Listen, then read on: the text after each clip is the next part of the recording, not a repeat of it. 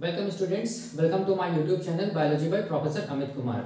आज हम लोग क्या स्टडी करेंगे? आज हम लोग स्टडी करेंगे द मोस्ट इंपॉर्टेंट टॉपिक, और उस टॉपिक का नाम क्या चीज हम लोग बोलेंगे? रामाचंद्रन प्लॉट। ठीक है, और ये टॉपिक किसके अंडर आता है? हम लोग बोलेंगे ये टॉपिक आता है, हम लोग बोलेंगे बायोकेमिस्ट्री के अंडर। ठीक है, तो याद रखना है रामाचंद्रन प्लॉट को हम लोग किस किस नाम से जानते हैं? रामाचंद्रन प्लॉट को हम लोग रामाचंद्रन ग्राफ के नाम से भी जानते हैं, रामाचंद्रन प्लॉट को हम लोग रामा प्लॉट के नाम से भी जानते हैं, और हम लोग रामाचंद्रन प्लॉट को हम लोग फाइव साई प्लॉट के नाम से भी जानते हैं। ठीक है, तो वैसे तो देख कर ये लगता है कि रामाचंद्रन प्लॉट एक बहुत कॉम्प्लिकेटेड टॉपिक है, लेकिन ऐसा नहीं है। रामाचंद्रन प्लॉट बहुत आसान है और बहुत इजी है। ठीक है, मैं जो भी बताऊंगा वो बहुत इजी तरीके से बताऊंगा कि रामाचंद्रन प्लॉट को कैसे करके समझा जाए, और मैं जो भी बताऊंगा वो बताऊंगा द बायोकेमिस्ट्री का जो बुक है, लेनिंजर का बुक, उससे बताऊंगा। ठीक है, और बहुत आसान है रामाचंद्रन प्लॉट। ठीक है, तो देखो अब क्वेश्चन ये आता है कि रामाचंद्रन प्लॉट को हम लोग कैसे करके समझेंगे। ठीक है, तो देखो समझने के लिए याद रखना है, रामाचंद्रन प्लॉट को समझने के लिए और उससे क्वेश्चन को सॉल्व करने के लिए हम लोगों को कुछ चीज जानना पड़ेगा। ठीक है,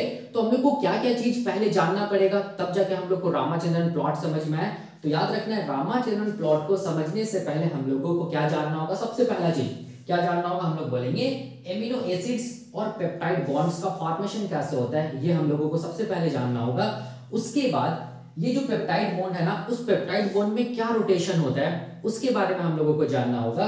उसके बाद ये टॉर्जन डाइहेड्रल बॉन्ड या टॉर्जन डाइहेड्रल एंगल क्या होता है, इसके बारे में जानना पड़ेगा। और ये जो टॉर्जन या डाइहेड्रल जो बॉन्ड है ना, इसमें हम लोग इसमें क्या क्या बॉन्ड आता है? हम लोग बोलेंगे 5 बॉन्ड आता है, और क्या आता है? हम लोग बोलेंगे ये साई बॉन्ड आता है। ठीक है, तो ये 5 बॉन्ड साई बॉन्ड क्या होता है, या 5 एंगल साई एंगल क्या होता है, इसके बारे में जानना पड़ेगा। उसके बाद हम लोगों को क्या जानना होगा? रोटेशन क्या चीज हम लोग बोलेंगे? 5 साई एंगल में क्या रोटेशन होता है, ठीक है, ये जानना पड़ेगा। फिर हम लोग क्या स्टडी करेंगे? रामाचंद्रन प्लॉट के बारे में स्टडी करेंगे, तब जाकर रामाचंद्रन प्लॉट समझ में आएगा। तो मतलब क्या हो गया? बताने का मतलब ये कि रामाचंद्रन प्लॉट को समझने से पहले हम लोगों को ये टॉपिक जानना पड़ेगा, क्योंकि ये सारा टॉपिक किससे रिलेटेड? हम लोग बोलेंगे रामाचंद्रन प्लॉट से रिलेटेड है। ठीक है, ये टॉपिक अगर समझ में आ गया तो उसके बाद रामाचंद्रन प्लॉट आसानी से समझ में आ जाएगा। ठीक है, अगर आप डायरेक्टली पढ़ना स्टार्ट कीजिएगा रामाचंद्रन प्लॉट, तो उसमें ग्राफ को देखेगा तो आपको नहीं समझ में आएगा। तो उसको समझने से पहले ये सारा जो ऊपर में जो मैं टॉपिक लिखा हूं यहां तक, रोटेशन ऑफ 5 साई एंगल, वहां तक जानना पड़ेगा, फिर जाके आपको आसानी से समझ में आ जाएगा रामाचंद्रन प्लॉट। ठीक है, तो उसके बाद हम लोग क्या देखेंगे? रामाचंद्रन प्लॉट देखेंगे। उसके बाद हम लोग ये करेंगे कि रामाचंद्रन प्लॉट को कैसे करके कंस्ट्रक्ट किया जाता है, ठीक है, वो देखेंगे। उसके बाद हम लोग स्टडी करेंगे, इसी रामाचंद्रन प्लॉट में आता है allowed region, disallowed region, outer limit region, ये क्या होता है। ठीक है, उसके बाद हम लोग स्टडी करेंगे टाइप्स ऑफ रामाचंद्रन प्लॉट, जिसमें से glycine Ramachandran plot, proline Ramachandran plot और प्रोलीन रामाचंद्रन प्लॉट, ये मोस्ट इंपॉर्टेंट है। ये 3 टाइप को हम लोगों को स्टडी करना है, क्वेश्चन आता है इससे। ठीक है, उसके बाद हम लोग स्टडी करेंगे कि रामाचंद्रन प्लॉट का क्या सिग्निफिकेंस है। ठीक है, तो मैं क्या बोल रहा हूं? मैं ये बोल रहा हूं कि रामाचंद्रन प्लॉट बहुत आसान है। उसको समझने के पहले हम लोगों को क्या जानना होगा? ये amino acids and peptide bond का फॉर्मेशन जानना होगा। रोटेशन क्या होता है पेप्टाइड बॉन्ड्स का, इसके बारे में जानना होगा। टॉर्जन डाइहेड्रल बॉन्ड क्या होता है, इसके बारे में जानना होगा। 5 साई बॉन्ड या 5 साई एंगल क्या होता है, इसके बारे में जानना होगा। और ये 5 साई एंगल में कैसे करके रोटेशन होता है, इसके बारे में जानना होगा। तभी जाके क्या समझ में आएगा? रामाचंद्रन प्लॉट समझ में आएगा। ये बहुत आसान है। ठीक है, मैं फिर से बोल रहा हूँ कि रामाचंद्रन प्लॉट जो भी मैं बता रहा हूँ वो बता रहा हूँ बायोकेमिस्ट्री का बुक जो है लेनिंजर के बुक से बता रहा हूँ। ठीक है, तो अगर रामाचंद्रन प्लॉट को अगर हम लोग समझने की कोशिश करें तो देखो होता क्या है ये रामाचंद्रन प्लॉट। ठीक है, मैं ब्रीफ में बता रहा हूँ, उसको मैं बाद में कोरिलेट करूंगा। ठीक है, तो सबसे पहले चीज ये याद रखना है कि ये जो रामाचंद्रन प्लॉट है ना, ये किससे रिलेटेड है? तो याद रखना ये रिलेटेड है, हम लोग बोलेंगे प्रोटीन से। ठीक है, तो प्रोटीन से किससे रिलेटेड है? तो हम लोग बोलेंगे रिलेटेड है प्रोटीन के स्ट्रक्चर से। याद रखना है किससे रिलेटेड है? हम लोग बोलेंगे प्रोटीन के स्ट्रक्चर से रिलेटेड है। कौन? हम लोग बोलेंगे रामाचंद्रन ग्राफ या रामाचंद्रन प्लॉट। ठीक है, तो प्रोटीन का अगर स्ट्रक्चर देखेंगे तो कौन सा स्ट्रक्चर से रिलेटेड है? तो हम लोग बोलेंगे प्रोटीन के स्ट्रक्चर अगर हम लोग देखेंगे तो प्रोटीन हम लोग बोलेंगे स्ट्रक्चरली प्रोटीन का कितना टाइप होता है? हम लोग जानते हैं 4 टाइप होता है। सबसे पहला प्रोटीन को क्या बोलते हैं? हम लोग बोलेंगे 1 डिग्री, या हम लोग क्या बोलेंगे प्राइमरी स्ट्रक्चर ऑफ प्रोटीन। दूसरा क्या बोलते हैं? सेकेंडरी स्ट्रक्चर ऑफ प्रोटीन या 2 डिग्री। तीसरा को क्या बोलते हैं टर्शियरी स्ट्रक्चर ऑफ प्रोटीन, और चौथा को क्या बोलते हैं क्वाटरनरी स्ट्रक्चर ऑफ प्रोटीन। ठीक है, तो याद रखना है ये जो रामाचंद्रन प्लॉट है ना वो हम लोग बोलेंगे सेकेंडरी स्ट्रक्चर ऑफ प्रोटीन से रिलेटेड है। ठीक है, मतलब रामाचंद्रन प्लॉट या रामाचंद्रन जो ग्राफ है वो क्या चीज के बारे में बताएगा, हम लोग बोलेंगे सेकेंडरी स्ट्रक्चर ऑफ प्रोटीन्स के बारे में बताएगा। ठीक है, तो अगर सेकेंडरी स्ट्रक्चर ऑफ प्रोटीन को अगर हम लोग क्लासिफाई करेंगे तो इसका भी हम लोग बोलेंगे तीन मेन टाइप होता है। पहला को क्या बोलते हैं, हम लोग बोलेंगे अल्फा हेलिक्स, दूसरा को क्या बोलते हैं हम लोग बोलेंगे बीटा शीट या क्या बोलते हैं बीटा प्लीटेड शीट, और चौथा को क्या बोलते हैं हम लोग, और तीसरा को हम लोग क्या बोलते हैं, तीसरा को हम लोग बोलते हैं टर्न, तीसरा को हम लोग क्या बोलते हैं टर्न बोलते हैं। ठीक है, तो ये सेकेंडरी स्ट्रक्चर ऑफ प्रोटीन है ना, ये भी हम लोग बोलेंगे क्या हो सकता है, अल्फा हेलिक्स हो सकता है, बीटा शीट हो सकता है या बीटा प्लीटेड शीट हो सकता है, और हम लोग बोलेंगे टर्न हो सकता है। ठीक है, तो इसका मतलब हो गया कि कोई भी अगर सेकेंडरी स्ट्रक्चर ऑफ प्रोटीन है, सेकेंडरी स्ट्रक्चर ऑफ क्या चीज हम लोग बोलेंगे प्रोटीन है, तो वो सेकेंडरी स्ट्रक्चर ऑफ प्रोटीन क्या हो सकता है, ये अल्फा हेलिक्स है, ठीक है, या ये क्या चीज है बीटा शीट है या बीटा प्लीटेड शीट है, या क्या चीज हम लोग बोलेंगे ये टर्न है। ठीक है, तो ये कौन सा सेकेंडरी स्ट्रक्चर ऑफ प्रोटीन है ये बताता है कौन, हम लोग बोलेंगे रामाचंद्रन प्लॉट या क्या रामाचंद्रन ग्राफ। ठीक है, तो याद रखना है रामाचंद्रन प्लॉट को अगर हम लोग ब्रीफ में जानने की कोशिश करें कि ये क्या होता है, तो याद रखना है रामाचंद्रन प्लॉट एक वैसा प्लॉट है जो क्या चीज के बारे में बताता है, प्रोटीन के स्ट्रक्चर के बारे में बताता है। तो प्रोटीन के स्ट्रक्चर में कौन सा स्ट्रक्चर, तो हम लोग बोलेंगे सेकेंडरी स्ट्रक्चर ऑफ प्रोटीन्स के बारे में बताता है। तो सेकेंडरी स्ट्रक्चर का क्या मेन टाइप हो सकता है, क्या हम लोग बोलेंगे अल्फा हेलिक्स, बीटा शीट और टर्न।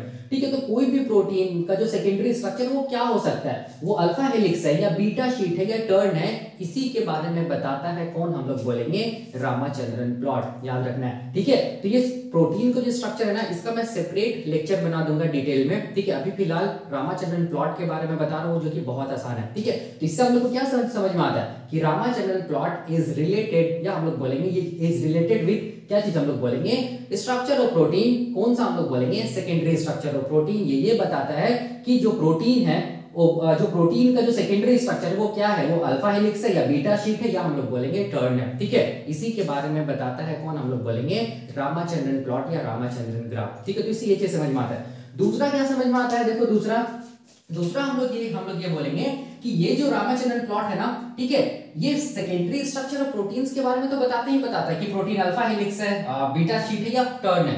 इसके साथ साथ हम लोग बोलेंगे सेकेंडरी स्ट्रक्चर में हम लोग बोलेंगे जो प्रोटीन का जो सेकेंडरी स्ट्रक्चर होता है ना उसमें हम लोग बोलेंगे दो बॉन्ड मिलता है। ठीक है, मैं बताऊंगा। एक को हम लोग बोलते हैं क्या चीज, एक को हम लोग बोलते हैं फाई और दूसरा को क्या बोलते हैं साई। ठीक है, इसको बोलते हैं फाई, इसको बोलते हैं साई। ये जो दोनों बॉन्ड्स होता है ना, ठीक है, प्रोटीन के सेकेंडरी स्ट्रक्चर में ये बॉन्ड्स का क्या पॉसिबल रोटेशन होता है, ठीक है, क्या पॉसिबल रोटेशन होता है, इसके बारे में भी कौन बताता है, हम लोग बोलेंगे रामाचंद्रन प्लॉट या रामाचंद्रन ग्राफ। ठीक है, ये बताता है। तो मैंने क्या बोला, मैंने ये बोला कि रामाचंद्रन प्लॉट एक वैसा प्लॉट है, ये एक वैसा ग्राफ है जिसके थ्रू हम लोगों को क्या पता चलता है, जिसके थ्रू हम लोगों को पता चलता है प्रोटीन का सेकेंडरी स्ट्रक्चर के बारे में, कि वो प्रोटीन का सेकेंडरी स्ट्रक्चर क्या है, अल्फा हेलिक्स है या बीटा शीट है या टर्न है।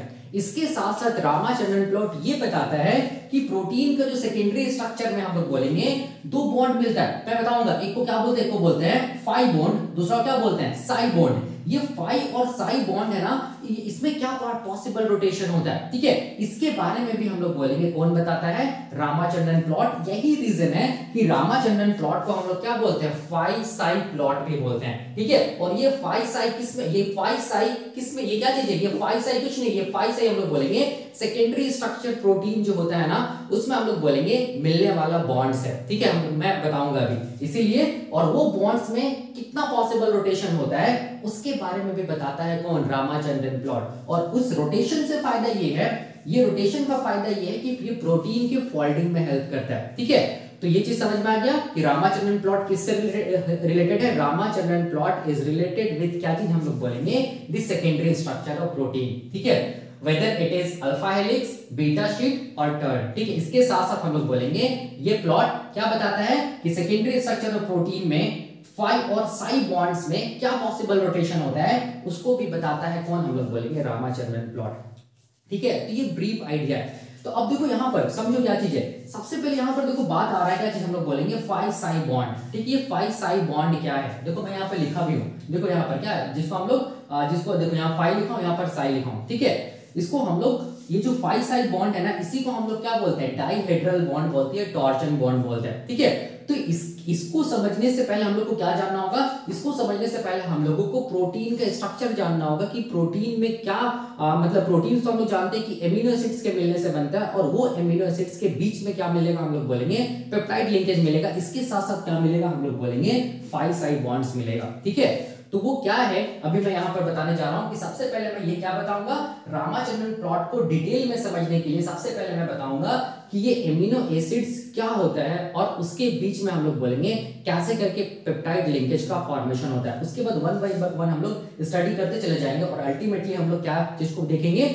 रामाचंद्रन प्लॉट को देखेंगे। ठीक है, तो अभी मैं क्या बता रहा हूँ, अभी मैं बता रहा हूँ कि पेप्टाइड लिंकेज का फॉर्मेशन कैसे करके होता है। ठीक है, याद रखना है। तो देखो अगर हम लोग कोई भी प्रोटीन को देखेंगे, ठीक है, अगर हम लोग प्रोटीन को देखेंगे तो प्रोटीन क्या चीज का बना होता है, तो हम लोग बोलेंगे कि कोई भी प्रोटीन क्या चीज का बना होता है, हम लोग बोलेंगे building blocks of amino acids. मतलब एमिनो एसिड्स के मिलने से क्या बनता है, हम लोग बोलेंगे एक प्रोटीन का फॉर्मेशन होता है। ठीक है, ये हम लोग जानते हैं। जैसे कि हम लोग बोलेंगे ये मान लो क्या चीज, हम लोग बोलेंगे ये मान लो पहला एमिनो एसिड है। ठीक है, ये मान लो दूसरा एमिनो एसिड है। ठीक है, ये मान लो तीसरा एमिनो एसिड है, ये मान लो चौथा एमिनो एसिड है, और इस तरह और भी एमिनो एसिड्स होगा। ठीक है, तो ये एमिनो एसिड्स जब मिल जाता है किसके थ्रू जुड़ता है, हम लोग बोलेंगे पेप्टाइड लिंकेज के थ्रू जुड़ता है, पेप्टाइड बॉन्ड के थ्रू जुड़ता है। ये क्या चीज है, पेप्टाइड बॉन्ड है। ये क्या चीज है, पेप्टाइड बॉन्ड है। तब जाके क्या चीज का फॉर्मेशन होता है, तब जाके इसको हम लोग क्या बोलेंगे, तब जाके इसको हम लोग बोलेंगे क्या चीज, हम लोग बोलेंगे प्रोटीन बोलेंगे। ये हम लोग जानते हैं। ठीक है, और कोई भी प्रोटीन को देखो तो एक तरफ क्या होगा, हम लोग बोलेंगे एक तरफ क्या चीज होगा, हम लोग बोलेंगे एन टर्मिनल होगा। ठीक है, जिसको हम लोग एन से लिखते हैं, और दूसरी तरफ क्या चीज होगा, हम लोग बोलेंगे सी टर्मिनल होगा। ठीक है, तो ये एन और सी का क्या मतलब, ये सब सारा का सारा समझ में आएगा। ठीक है, अब यहां पर देखो, यहां पर कैसे करके समझो। देखो अगर हम लोग कोई भी एक एमिनो एसिड्स को देखेंगे, कोई भी एक एमिनो एसिड, तो याद रखना उस एमिनो एसिड में क्या रहेगा। तो देखो यहां पर क्या रहेगा, उस एमिनो एसिड में याद रखना एक हम लोग बोलेंगे क्या होगा, एक वैसा कार्बन जो कि दो फंक्शनल ग्रुप से जुड़ा हुआ रहेगा। ठीक है, एक फंक्शनल ग्रुप क्या होगा, हम लोग बोलेंगे कार्बोक्सिलिक ग्रुप होगा, दूसरा फंक्शनल ग्रुप क्या होगा, हम लोग बोलेंगे NH2 ग्रुप होगा या एमिनो ग्रुप होगा। ठीक है, तो वो कार्बन जो दो अलग अलग फंक्शनल ग्रुप से जुड़ा हुआ है उसको हम लोग क्या बोलेंगे, अल्फा कार्बन बोलेंगे। ठीक है, और ये अल्फा कार्बन किसके, और हम लोग बोलेंगे किसके साथ जुड़ा हुआ रहेगा, हाइड्रोजन के साथ जुड़ा हुआ रहेगा, और हम लोग बोलेंगे एल्काइल ग्रुप के साथ जुड़ा हुआ रहेगा। ठीक है, तो इसको हम लोग क्या बोलते हैं, इसको हम लोग बोलते हैं कि ये क्या चीज, हम लोग बोलेंगे एमिनो एसिड है। ठीक है, याद रखना है। तो इसका मतलब क्या है कि कोई भी एमिनो एसिड हम लोग बोलेंगे जो स्टैंडर्ड एमिनो एसिड्स होता है वो कितना होता है, हम लोग बोलेंगे 22 स्टैंडर्ड एमिनो एसिड्स मिलता है। क्यों, क्योंकि यही स्टैंडर्ड एमिनो एसिड्स क्या करता है, हम लोग बोलेंगे प्रोटीन सिंथेसिस में, या हम लोग बोलेंगे प्रोटीन को बनाने में हेल्प करता है, इसलिए वो स्टैंडर्ड एमिनो एसिड्स है ना। तो कोई भी स्टैंडर्ड एमिनो एसिड्स को देखो ना, तो उसमें क्या मिलेगा, हम लोग बोलेंगे उसमें क्या मिलेगा, एक अल्फा कार्बन मिलेगा। ठीक है, और हम लोग बोलेंगे दो फंक्शनल ग्रुप मिलेगा, एक क्या चीज NH2 ग्रुप, और एक क्या चीज हम लोग बोलेंगे कार्बोक्सिलिक ग्रुप, एक क्या होगा हम लोग बोलेंगे हाइड्रोजन, और एक क्या होगा हम लोग बोलेंगे एल्काइल ग्रुप मिलेगा। ठीक है, याद रखना है। तो अब देखो, अब हम लोग बोलेंगे ये जो एल्काइल ग्रुप है ना, ये अलग अलग एमिनो एसिड्स में अलग अलग हो सकता है। किसी में ये एल्काइल मतलब एक से ज्यादा क्या होगा, हम लोग बोलेंगे एल्काइल ग्रुप मिलेगा, तो वो एमिनो एसिड्स का नाम अलग हो जाएगा। ठीक है, किसी में हो सकता है दो एल्काइल ग्रुप मिले, तो वो एमिनो एसिड्स का नाम अलग हो जाएगा। ठीक है, याद रखना, मैं पढ़ाऊंगा एमिनो एसिड्स के स्ट्रक्चर के बारे में। अब तो ये क्या चीज हम लोग बोलेंगे, एक एमिनो एसिड है, कोई भी एक एमिनो एसिड मान लो। ठीक है, इसको मैं क्या लिख रहा हूं, एमिनो एसिड 1। ठीक है, तो ये वाला मान लीजिए एमिनो एसिड है। अब ये एमिनो एसिड के बगल भी क्या हम लोग बोलेंगे दूसरा एमिनो एसिड होगा ना, तो देखो इसको मैं ऐसे दिखा रहा हूं, देखो यहां पर ऐसे करके। ठीक है, ये क्या चीज हम लोग बोलेंगे, ये इसको मैं दूसरे कलर से दिखा रहा हूं। ठीक है, ऐसे करके देखो, ये क्या चीज है, दूसरा एमिनो एसिड है, तो इसमें क्या रहेगा, NH2 ग्रुप रहेगा, क्या होगा अल्फा कार्बन, क्या होगा COOH ग्रुप। ठीक है, यहां पर क्या होगा, देखो ध्यान से, यहां पर क्या हाइड्रोजन है, तो इस हाइड्रोजन को मैं ऐसे करके लिख रहा हूं, यहां पर नीचे लिख रहा हूं, और यहां पर क्या होगा हम लोग बोलेंगे एल्काइल ग्रुप होगा। ठीक है, ये क्या चीज हम लोग बोलेंगे, मान लो दूसरा एमिनो एसिड है। ठीक है, ये क्या चीज हम लोग बोलेंगे, मान लो कोई दूसरा एमिनो एसिड है। ठीक है, उसी तरह हम लोग बोलेंगे सिमिलरली, मैं यहां पर तीसरा एमिनो एसिड को बना रहा हूं, देखो ध्यान से, उसमें भी क्या होगा हम लोग बोलेंगे, क्या होगा अल्फा कार्बन होगा, क्या होगा हम लोग बोलेंगे कार्बोक्सिलिक ग्रुप होगा, क्या होगा हम लोग बोलेंगे NH2 ग्रुप होगा, क्या होगा हम लोग बोलेंगे, क्या होगा हाइड्रोजन होगा, और यहां पर क्या होगा कोई भी दूसरा एल्काइल ग्रुप होगा। तो ये क्या चीज हम लोग बोलेंगे, ये मान लो तीसरा एमिनो एसिड है। ठीक है, तो अब हम लोग क्या जानते हैं, देखो ध्यान से, हम लोग क्या जानते हैं कि एमिनो एसिड के बीच में क्या बनता है, पेप्टाइड लिंकेज बनता है। एमिनो एसिड के बीच में क्या बनता है, पेप्टाइड बॉन्ड बनता है, तभी जाके क्या बनेगा, प्रोटीन बनेगा, ये हम लोग जानते हैं। ठीक है, अब यहां पर देखो मैं क्या बताने जा रहा हूं। ठीक है, अब यहां पर समझो, ये जो अल्फा कार्बन है ना, ठीक है, ये जो अल्फा कार्बन है ना, इसीलिए हम लोग अल्फा कार्बन की वजह से हम लोग एमिनो एसिड्स को क्या बोलते हैं, अल्फा एमिनो एसिड्स बोलते हैं। मोस्ट हम लोग बोलेंगे जो भी सेल होता है ना, हमारा जो बॉडी का जो सेल्स होता है ना, वो हम लोग बोलेंगे जितना भी प्रोटीन बनाएगा ना, जितना भी प्रोटीन्स बनाएगा ना, मोस्ट ऑफ द प्रोटीन में जो एमिनो एसिड्स रहेगा ना, वो हम लोग बोलेंगे क्या रहेगा, अल्फा एमिनो एसिड्स रहेगा। अल्फा एमिनो एसिड्स क्यों? क्योंकि वैसे एमिनो एसिड्स में कौन सा कार्बन रहेगा, हम लोग बोलेंगे अल्फा कार्बन रहेगा। ठीक है, याद रखना है। ठीक है, अब देखो यहाँ पर जब कोई भी एक एटम, ठीक है, जब कोई भी एक एटम हम लोग बोलेंगे अपने चारों तरफ से कोई अलग अलग ग्रुप से जुड़ा हुआ है, ठीक है, मान लो यहाँ पर A है, यहाँ पर B है, यहाँ पर C, यहाँ पर D है, ठीक है, इसका मतलब कोई एक भी हम लोग बोलेंगे एटम के चारों तरफ क्या चीज हम लोग बोलेंगे अलग अलग क्या प्रेजेंट है, ग्रुप प्रेजेंट है, हम लोग बोलेंगे अलग अलग मॉलिक्यूल प्रेजेंट है। ठीक है, तो वैसे कार्बन को हम लोग क्या बोलते हैं, वैसे कार्बन को हम लोग बोलते हैं कायरल कार्बन बोलते हैं। क्या बोलते हैं? कायरल कार्बन बोलते हैं। तो यहाँ पर देखो ये जो C अल्फा है ना, इसके तरफ देखो, यहाँ पर एक तरफ क्या है, कार्बोक्सिलिक ग्रुप है, दूसरी तरफ क्या है, एमिनो ग्रुप है, तीसरी तरफ क्या है, हाइड्रोजन, और चौथी तरफ क्या चीज है, एल्काइल ग्रुप। मतलब ये अल्फा कार्बन चारों तरफ से क्या अलग अलग हम लोग बोलेंगे ग्रुप से जुड़ा हुआ है। ठीक है, इसीलिए ये अल्फा कार्बन को हम लोग क्या बोलेंगे, इसको हम लोग कायरल कार्बन भी बोलेंगे। याद रखना, अल्फा कार्बन को हम लोग क्या बोलेंगे, कायरल कार्बन भी बोलेंगे। ठीक है, इसका मतलब एमिनो एसिड्स में याद रखना है जितना या हम लोग बोल सकते हैं जो प्रोटीन बनता है, मतलब प्रोटीन ये एमिनो एसिड्स के मिलने से बनता है, जितना भी स्टैंडर्ड एमिनो एसिड्स होगा ना, ठीक है, वो सारा का सारा स्टैंडर्ड एमिनो एसिड्स में जो अल्फा कार्बन होगा वो हमेशा कायरल कार्बन होगा। क्यों होगा? क्योंकि ये अल्फा कार्बन हम लोग बोलेंगे कार्बन का वैलेंसी कितना होता है, हम लोग बोलेंगे 4 होता है, टेट्रावैलेंट होता है कार्बन, मतलब कार्बन के चारों तरफ क्या होगा, 4 डिफरेंट बॉन्ड्स प्रेजेंट होगा। ठीक है, कार्बन टेट्रावैलेंट होता है, तो ये कार्बन के चारों तरफ अलग अलग जो ग्रुप प्रेजेंट होगा ना, तो वैसे कार्बन को हम लोग बोलेंगे कायरल कार्बन बोलेंगे। जितना भी एमिनो एसिड्स रहेगा, याद रखना सारा का सारा एमिनो एसिड्स में ये जो अल्फा कार्बन होगा ना, ये अल्फा कार्बन क्या होगा, हम लोग बोलेंगे कायरल कार्बन ही होगा। और इसको अल्फा कार्बन क्यों बोल रहे हैं? क्योंकि ये अल्फा कार्बन हम लोग बोलेंगे दो अलग अलग फंक्शनल ग्रुप से जुड़ा हुआ है, एक कार्बोक्सिलिक ग्रुप, एक एमिनो ग्रुप, इसीलिए इसको क्या बोल रहे हैं, अल्फा कार्बन। और जितना भी एमिनो एसिड्स प्रोटीन जो बनते हैं उसमें एमिनो एसिड्स को आप लोग देखिएगा ना, तो मोस्ट ऑफ द केस हम लोग क्या बोलेंगे, अल्फा एमिनो एसिड्स। क्यों? क्योंकि ये कार्बन को हम लोग क्या बोल रहे हैं, अल्फा कार्बन बोल रहे हैं, इसलिए हम लोग नाम देते हैं अल्फा एमिनो एसिड्स। ठीक है, याद रखना है। अब देखो यहाँ पर क्या चीज कैसे करके पेप्टाइड लिंकेज बनेगा, 1 2 3 मैं 3 की बस दिखा रहा हूं, इधर और भी होगा। ठीक है, अब देखो यहाँ पर ये जो इसको मैं बता दूं, ये कायरल कार्बन है, ठीक है, समझाने के लिए मैं बताया था। अब देखो, अब मैं यहाँ पर क्या कर रहा हूँ, देखो ध्यान से, ये जो स्ट्रक्चर है ना, इस स्ट्रक्चर को हम लोग ऐसे भी तो लिख सकते हैं ना। देखो ये एमिनो एसिड का ये स्ट्रक्चर को ऐसे करके देखो, यहाँ पर देखो ये क्या चीज है, C, इसको मैं ऐसे लिख रहा हूँ, इसका स्ट्रक्चर मैं लिख रहा हूँ ऐसे करके, COOH। देखो ये अल्फा कार्बन, यहाँ पर क्या है, हाइड्रोजन, यहाँ पर क्या चीज है, ये NH2 ग्रुप है, इसको मैं ऐसे लिख रहा हूँ, ये क्या चीज है, NH2 ग्रुप है, और यहाँ पर क्या चीज हम लोग बोलेंगे, आप देख लो, कुछ नहीं किया, बस ये जो कार्बोक्सिलिक ग्रुप है उसको क्या करके हम लोग बोलेंगे, इसको स्ट्रक्चर फॉर्म में लिखा हूँ। ठीक है, हाँ, और एक चीज मैं यहाँ पर बताना चाहता हूँ कि ये जो पहला एमिनो एसिड है ना, यहाँ पर एल्काइल ग्रुप जो R ग्रुप वो नीचे तरफ है, दूसरा एमिनो एसिड में देखो एल्काइल ग्रुप क्या चीज है, ऊपर की तरफ है, तीसरा एमिनो एसिड में क्या चीज है, एल्काइल ग्रुप क्या चीज है, नीचे की तरफ है। तो ये ऊपर नीचे मैं क्यों बना रहा हूँ, इसके पीछे सिग्निफिकेंस है जो आगे जाके पता चलेगा। ठीक है, हाँ, अब देखो यहाँ पर उसी तरह देखो ध्यान से, ये जो दूसरा एमिनो एसिड है इसको हम लोग ऐसे भी तो लिख सकते हैं ना। देखो ध्यान से, ऐसे करके मैं ऐसे करके दिखा रहा हूँ, देखो ये N, ये वाला N है, ठीक है, देखो ध्यान से। अब देखो यहाँ पर ये क्या चीज है, ये क्या चीज हम लोग बोलेंगे, ये H है, और ये क्या चीज हम लोग बोलेंगे H। ये क्या हो गया, NH2 हो गया। ठीक है, फिर ये क्या चीज हम लोग बोलेंगे अल्फा कार्बन। ठीक है, यहाँ पर क्या चीज है, देखो ध्यान से, एल्काइल ग्रुप है। ठीक है, यहाँ पर क्या चीज है, ये हाइड्रोजन है, और यहाँ पर क्या चीज देखो COH है ना, इसको मैं ऐसे करके लिख रहा हूँ, C, देखो ध्यान से, डबल बॉन्ड O, यहाँ पर ऐसे करके लिख रहा हूँ, देखो ध्यान से, COH है ना, ठीक है, इसको ऐसे लिख रहा हूँ। ठीक है, अब देखो यहाँ पर, अब यहाँ पर ये तीसरा जो एमिनो एसिड है ना, ठीक है, इसको मैं ऐसे करके फिर से यहाँ पर क्या कर रहा हूँ, देखो यहाँ पर ध्यान से, ये क्या चीज है, अल्फा कार्बन, अल्फा कार्बन, इस तरफ देखो ये क्या चीज है, ये क्या चीज है, NH2 ग्रुप है ना, इसको मैं ऐसे करके लिख रहा हूँ, देखो ध्यान से, ये N हो गया, ये H हो गया, ये H हो गया। ठीक है, NH2 ग्रुप हो गया। अब यहाँ पर देखो क्या चीज है, यहाँ पर हम लोग बोलेंगे H है, यहाँ पर क्या चीज हम लोग बोलेंगे एल्काइल ग्रुप है, और यहाँ पर क्या चीज हम लोग बोलेंगे COOH, इसको मैं ऐसे करके लिख रहा हूँ, COOH ऐसे करके। ठीक है, कुछ नहीं किया, बस हम लोग बोलेंगे क्या किया, स्ट्रक्चर फॉर्म में लिखा हूं। ठीक है, ये पहला एमिनो एसिड, दूसरा, तीसरा, ऐसे करके एमिनो एसिड्स होता चला जाएगा। ठीक है, और याद रखना जो भी एमिनो एसिड जुड़ेगा ना, उसमें एक एमिनो एसिड में अगर एल्काइल ग्रुप नीचे है तो दूसरा एमिनो एसिड में एल्काइल ग्रुप ऊपर होगा, तीसरा में फिर नीचे, चौथा में फिर ऊपर, ऐसे करके मतलब सीक्वेंस रहता है। क्यों रहता है मैं बताऊंगा। ठीक है, अब देखो ध्यान से, कितनों से कितनों लंबा हम लोग बोलेंगे एमिनो एसिड जुड़ के प्रोटीन का स्ट्रक्चर बना देना। ठीक है, प्रोटीन का चेन बना देना। एक तरफ हमेशा देखो कौन फ्री रहेगा, एक तरफ हमेशा NH2 ग्रुप हमेशा फ्री रहेगा, ये हमेशा फ्री रहेगा। ठीक है, और ये जो फ्री है NH2 ग्रुप, इसका जो N है ना, इसी से हम लोग बोलते हैं N टर्मिनल। ठीक है, तो इसका मतलब कितनों से कितनों लंबा प्रोटीन का चेन बन जाए, एक तरफ NH2 ग्रुप हमेशा फ्री रहेगा, जिसको हम लोग क्या बोलेंगे N टर्मिनल लेगा प्रोटीन, और दूसरी तरफ देखो ये कार्बोक्सिलिक ग्रुप हमेशा फ्री रहेगा। ठीक है, कितनों से कितना लंबा प्रोटीन बन जाए, ये कार्बोक्सिलिक ग्रुप तो हमेशा फ्री रहेगा ना। ठीक है, तो इसको हम लोग क्या बोलेंगे C टर्मिनल। कार्बोक्सिलिक ग्रुप का जो C है ना, कार्बन, उसी से आप टर्म आएगा कि C टर्मिनल। ठीक है, या C टर्मिनल या C एंड बोलेंगे। ठीक है, तो याद रखना यहाँ पर जो हम लोग कोई भी प्रोटीन्स बनाएंगे तो एक तरफ N लिखते हैं, एक तरफ C लिखते हैं। क्यों?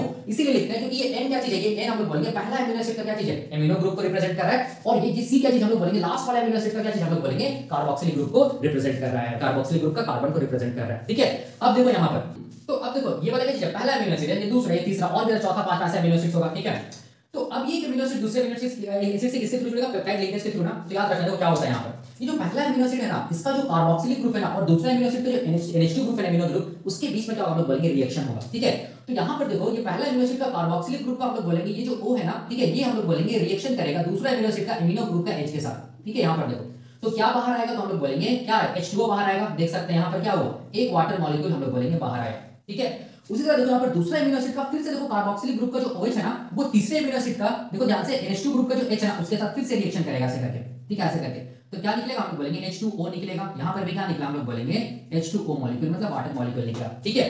तो वाटर मॉलिक्यूल निकला, तो अब देखो क्या हुआ, अब ऐसे समझो, देखो ध्यान से यहाँ पर ऐसे समझो कि वाटर मॉलिक्यूल तो निकल गया, तो कार्बन का ये वाला वैलेंसी फ्री हुआ, यहाँ पर नाइट्रोजन का ये वाला वैलेंसी फ्री हुआ, दोनों क्या होगा, हम लोग बोलेंगे जुड़ जाएगा, ठीक है। जुड़ जाएगा तो क्या बन जाएगा, हम लोग बोलेंगे बॉन्ड बन जाएगा। तो मैं यहीं पर दिखा दे रहा हूँ, देखो ध्यान से, यहीं पर मैं दिखा दे रहा हूँ ऐसे करके, यहाँ पर मैं इसको मिटा के ऐसे करके दिखा दे रहा हूँ, ठीक है। यहाँ पर वाटर मॉलिक्यूल निकला, ठीक है, और क्या बन गया, हम लोग बोलेंगे ये क्या बन गया, हम लोग बोलेंगे पेप्टाइड लिंकेज बन गया या पेप्टाइड बॉन्ड बन गया। तो ये वाला बॉन्ड को हम लोग क्या बोलेंगे, ये बॉन्ड को हम लोग बोलेंगे पेप्टाइड बॉन्ड या क्या बोलेंगे, पेप्टाइड लिंकेज बोलेंगे, ठीक है। सिमिलरली देखो यहाँ पर ये जो वाटर मॉलिक्यूल निकला, तो कार्बन का हम लोग बोलेंगे आधा वैलेंसी फ्री हुआ, नाइट्रोजन का आधा वैलेंसी फ्री हुआ, ठीक है। तो क्या हुआ, दोनों क्या हुआ, हम लोग बोलेंगे आपस में बॉन्ड बना लिया। तो बॉन्ड बना लिया, तो उसी बॉन्ड को हम लोग क्या बोलेंगे, इसी बॉन्ड को हम लोग क्या बोलेंगे, इसी बॉन्ड को हम लोग क्या बोलेंगे, पेप्टाइड लिंकेज बोलेंगे। क्या बोलेंगे, पेप्टाइड बॉन्ड बोलेंगे या पेप्टाइड लिंकेज बोलेंगे, ठीक है। समझ में आया कैसे पेप्टाइड लिंकेज बना। इसका मतलब पेप्टाइड बॉन्ड तभी बनेगा जब हम लोग बोलेंगे वाटर मॉलिक्यूल बाहर निकलेगा, ठीक है। तो देखो ध्यान से 1 2 3 तीन एमिनो एसिड है ना, तो तीन एमिनो एसिड को जोड़ने के लिए कितना पेप्टाइड बॉन्ड चाहिए, दो पेप्टाइड बॉन्ड चाहिए। तो कितना मॉलिक्यूल ऑफ वाटर निकलेगा, हम लोग बोलेंगे दो मॉलिक्यूल ऑफ वाटर निकलेगा, ठीक है। तो इसको कैसे करके देखो, इसको मैं बताऊंगा जब मैं प्रोटीन के एमिनो एसिड्स के बारे में बताऊंगा तब मैं बताऊंगा, पर मैं ब्रीफ में यहां पर बताना चाहता हूं। देखो ठीक है, मान लो कि हम लोग बोलेंगे कि 10 एमिनो एसिड है, मान लो, ठीक है, 10 एमिनो एसिड है, ठीक है। तो 10 एमिनो एसिड एक दूसरे के साथ जब जुड़ेगा, पेप्टाइड लिंकेज के थ्रू जुड़ेगा, तो कितना पेप्टाइड बॉन्ड बनेगा, तो याद रखना 10 से 1 कम कर देना, कितना पेप्टाइड बॉन्ड बनेगा, हम लोग बोलेंगे 9 पेप्टाइड बॉन्ड बनेगा। कैसे करके बनेगा, इसके लिए फार्मूला है n-1, ठीक है। तो n क्या चीज को रिप्रेजेंट कर रहा है, n रिप्रेजेंट कर रहा है जितना भी एमिनो एसिड्स है उसको रिप्रेजेंट कर रहा है। तो n क्या है, 10 है, 10-1 मतलब 10 एमिनो एसिड्स को जोड़ने के लिए 9 पेप्टाइड बॉन्ड चाहिए, ठीक है। उसी तरह देखो यहाँ पर 1 2 3 तीन एमिनो एसिड को जोड़ने के लिए कितना पेप्टाइड बॉन्ड चाहिए, दो पेप्टाइड बॉन्ड चाहिए, ठीक है। तो इसको फार्मूला से हम लोग निकाल सकते हैं n-1 कितना, n क्या चीज, कितना number of amino acid, 1 2 3 3 minus क्या चीज 1, तो कितना होगा, हम लोग बोलेंगे 2 पेप्टाइड लिंकेज देखो यहाँ पे फॉर्मेशन हुआ होगा, ठीक है। कोई अगर क्वेश्चन पूछ दे कि 1000 एमिनो एसिड्स जब जुड़ जाता है तो कितना पेप्टाइड बॉन्ड चाहिए, तो 1000 एमिनो एसिड अगर जुड़ गया ना, ठीक है, तो n इज इक्वल टू क्या हो गया, हम लोग बोलेंगे 1000 माइनस 1 कर देना है, कितना 999 पेप्टाइड बॉन्ड्स का फॉर्मेशन होगा, याद रखना है, ठीक है। तो ये ऐसे क्वेश्चन आता है, और ये भी क्वेश्चन आता है जितना पेप्टाइड बॉन्ड बनेगा उतना वाटर मॉलिक्यूल भी निकलेगा। फॉर एग्जांपल यहाँ पर तीन एमिनो एसिड्स को जोड़ने के लिए दो पेप्टाइड बॉन्ड बना, तो कितना वाटर मॉलिक्यूल निकला, दो वाटर मॉलिक्यूल निकला ना। उसी तरह हम लोग बोलेंगे चार एमिनो एसिड रहता तो कितना पेप्टाइड बॉन्ड बनता, तीन पेप्टाइड बॉन्ड बनता, कितना वाटर मॉलिक्यूल निकलता, तीन वाटर मॉलिक्यूल निकलता। उसी तरह 1000 एमिनो एसिड्स को जोड़ने के लिए कितना पेप्टाइड बॉन्ड बना, कितना 999, ठीक है। इतना बॉन्ड पेप्टाइड बॉन्ड बना तो कितना वाटर मॉलिक्यूल निकलेगा, जितना पेप्टाइड बॉन्ड बनेगा उतना ही वाटर मॉलिक्यूल निकलेगा। इसको याद रखना, ये इंपॉर्टेंट है, बहुत आसान है, कुछ नहीं है, ठीक है। अब देखो यहाँ पर कैसे करके समझते हैं, देखो अब हम लोग यहाँ पर एक ट्रिक लगा सकते हैं, ठीक है, जो हम लोग कॉलेज में पढ़ते हैं मेनली, ठीक है, और मेनली पढ़ाया जाता है, ठीक है, सभी पे पढ़े होंगे कि कोई भी अमीनो एसिड, देखो ध्यान से, कोई भी अमीनो एसिड को अगर कोई प्रोटीन का चेन दे दिया जाए, ठीक है, कोई प्रोटीन का चेन दे दिया जाए, उसमें मान लो कि अमीनो एसिड्स बहुत सारे अमीनो एसिड्स है, तो हम लोग को पता चलेगा, कैसे पता चलेगा कि कितना अमीनो एसिड्स इन्वॉल्व हुआ है। तो उसके लिए हम लोग को क्या करना होगा, एक ट्रिक याद रखना होगा जो कॉलेज में हम लोगों को बताया जाता है, ठीक है। उसके लिए याद रखना होगा NCC, ठीक है। कोई भी एक एमिनो एसिड में क्या होगा, हम लोग बोलेंगे NCC होगा, ठीक है। दूसरा एमिनो एसिड में फिर देख सकते हैं क्या होगा, NCC होगा। तीसरा एमिनो एसिड में क्या होगा, हम लोग बोलेंगे NCC होगा, याद रखना, ठीक है। देख सकते हैं आप, ये पहला एमिनो एसिड है, यहाँ पर क्या है NCC है ना।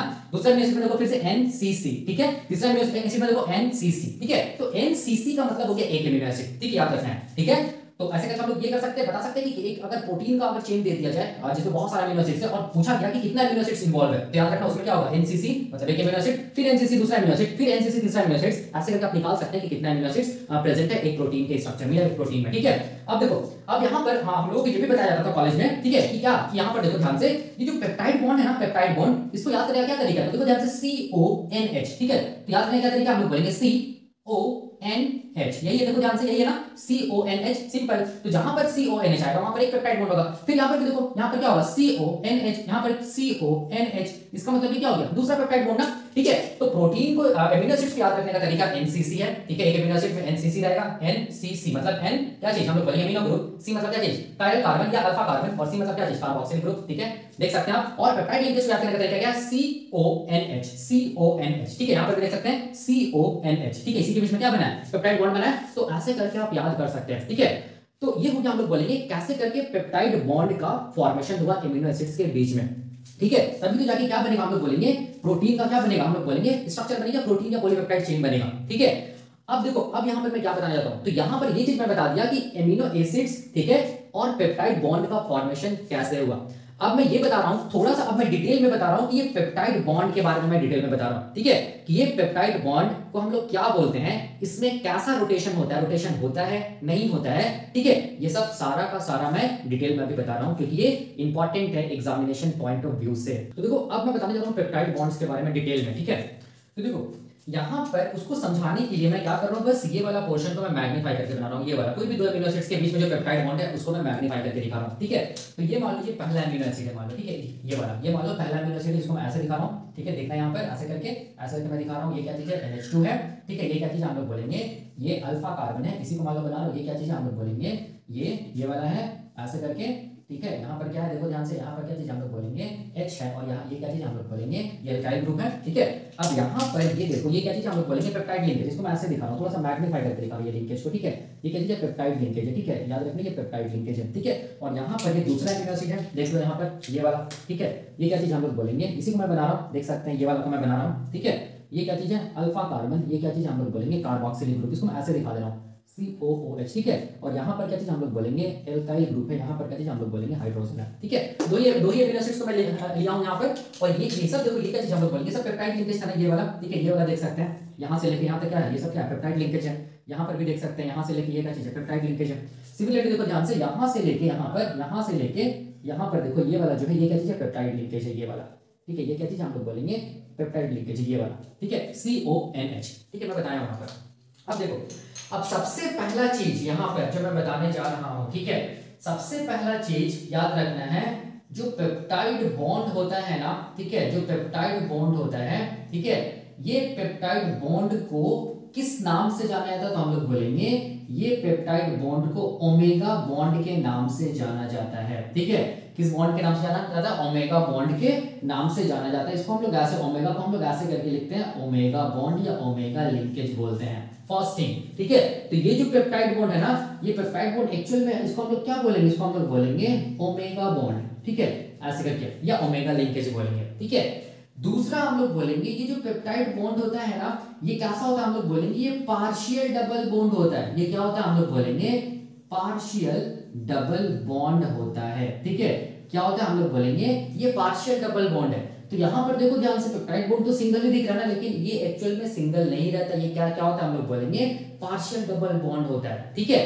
तो पार्शियल डबल बॉन्ड का मतलब क्या चीज है, मतलब अभी देखो यहाँ पर समझ में आएगा। याद रखना, पेप्टाइड लिंकेज आपको लगे कि ये सिंगल बॉन्ड है, लेकिन ये एक्चुअल में सिंगल बॉन्ड नहीं होता, ये क्या होता है, पार्शियल डबल बॉन्ड होता है, ठीक है, जिसको हम लोग ओमेगा बॉन्ड भी बोलते हैं, ठीक है, या ओमेगा बॉन्ड, हाँ, या ओमेगा लिंकेज भी बोलते हैं।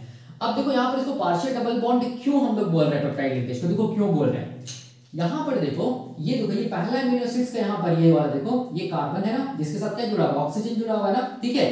ये ऑक्सीजन को अगर हम लोग देखेंगे ना, ऑक्सीजन एटम का, इसका इलेक्ट्रोनेगेटिविटी क्या होता है, हम लोग बोलेंगे इसका इलेक्ट्रोनेगेटिविटी बहुत ज्यादा होता है, नेगेटिविटी बहुत ज्यादा होता है, किसकी तुलना में, कार्बन की तुलना में, ठीक है।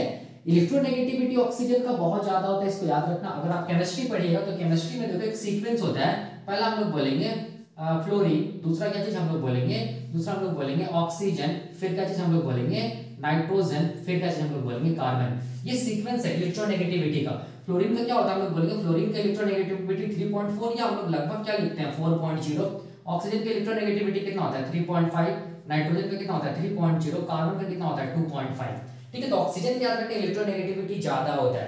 तो क्वेश्चन आता है इलेक्ट्रोनेगेटिविटी क्या होता है, तो इलेक्ट्रोनेगेटिविटी का मतलब याद रखना, इलेक्ट्रोनेगेटिविटी हम लोग बोलेंगे कोई भी एलिमेंट या कोई भी एटम का वैसा केमिकल प्रॉपर्टी है, ठीक है, वैसा केमिकल प्रॉपर्टी है जिसके थ्रू वो क्या करेगा, जो सामने वाला जो एलिमेंट होगा ना, ये एटम होगा ना, उससे वो अगर बॉन्ड बनाएगा ना, तो इसका जो हम लोग बोलेंगे सामने वाला जो एटम का जो इलेक्ट्रॉन्स है ना, उसको भी ये क्या करेगा, अपने तरफ क्या करेगा, हम लोग बोलेंगे अट्रैक्ट करेगा, ठीक है। याद रखना है, इसी प्रॉपर्टी को हम लोग बोलते हैं इलेक्ट्रोनेगेटिविटी, ठीक है, याद रखना है। मतलब यहाँ पर देखो क्या चीज है, मतलब यहाँ पर क्या चीज हम लोग बोलेंगे, मान लो ऑक्सीजन है, ठीक है, ये किसके साथ बॉन्ड बनाया, मान लो कार्बन के साथ बॉन्ड बनाया, ठीक है। दोनों कैसे करके बॉन्ड बना, हम लोग बोलेंगे शेयरिंग ऑफ इलेक्ट्रॉन के थ्रू बॉन्ड बना। हम लोग जानते हैं ऑक्सीजन के इलेक्ट्रोनेगेटिविटी 3.5 होता है, कार्बन का इलेक्ट्रोनेगेटिविटी क्या होता है 2.5 होता है। तो इसका मतलब ऑक्सीजन यहाँ पर क्या करेगा, ऑक्सीजन क्या करेगा, ये जो कार्बन का जो इलेक्ट्रॉन्स है ना, ठीक है, इसको भी ये क्या करेगा, अपने तरफ क्या करेगा, हम लोग बोलेंगे अट्रैक्ट करेगा, खींचेगा, ठीक है।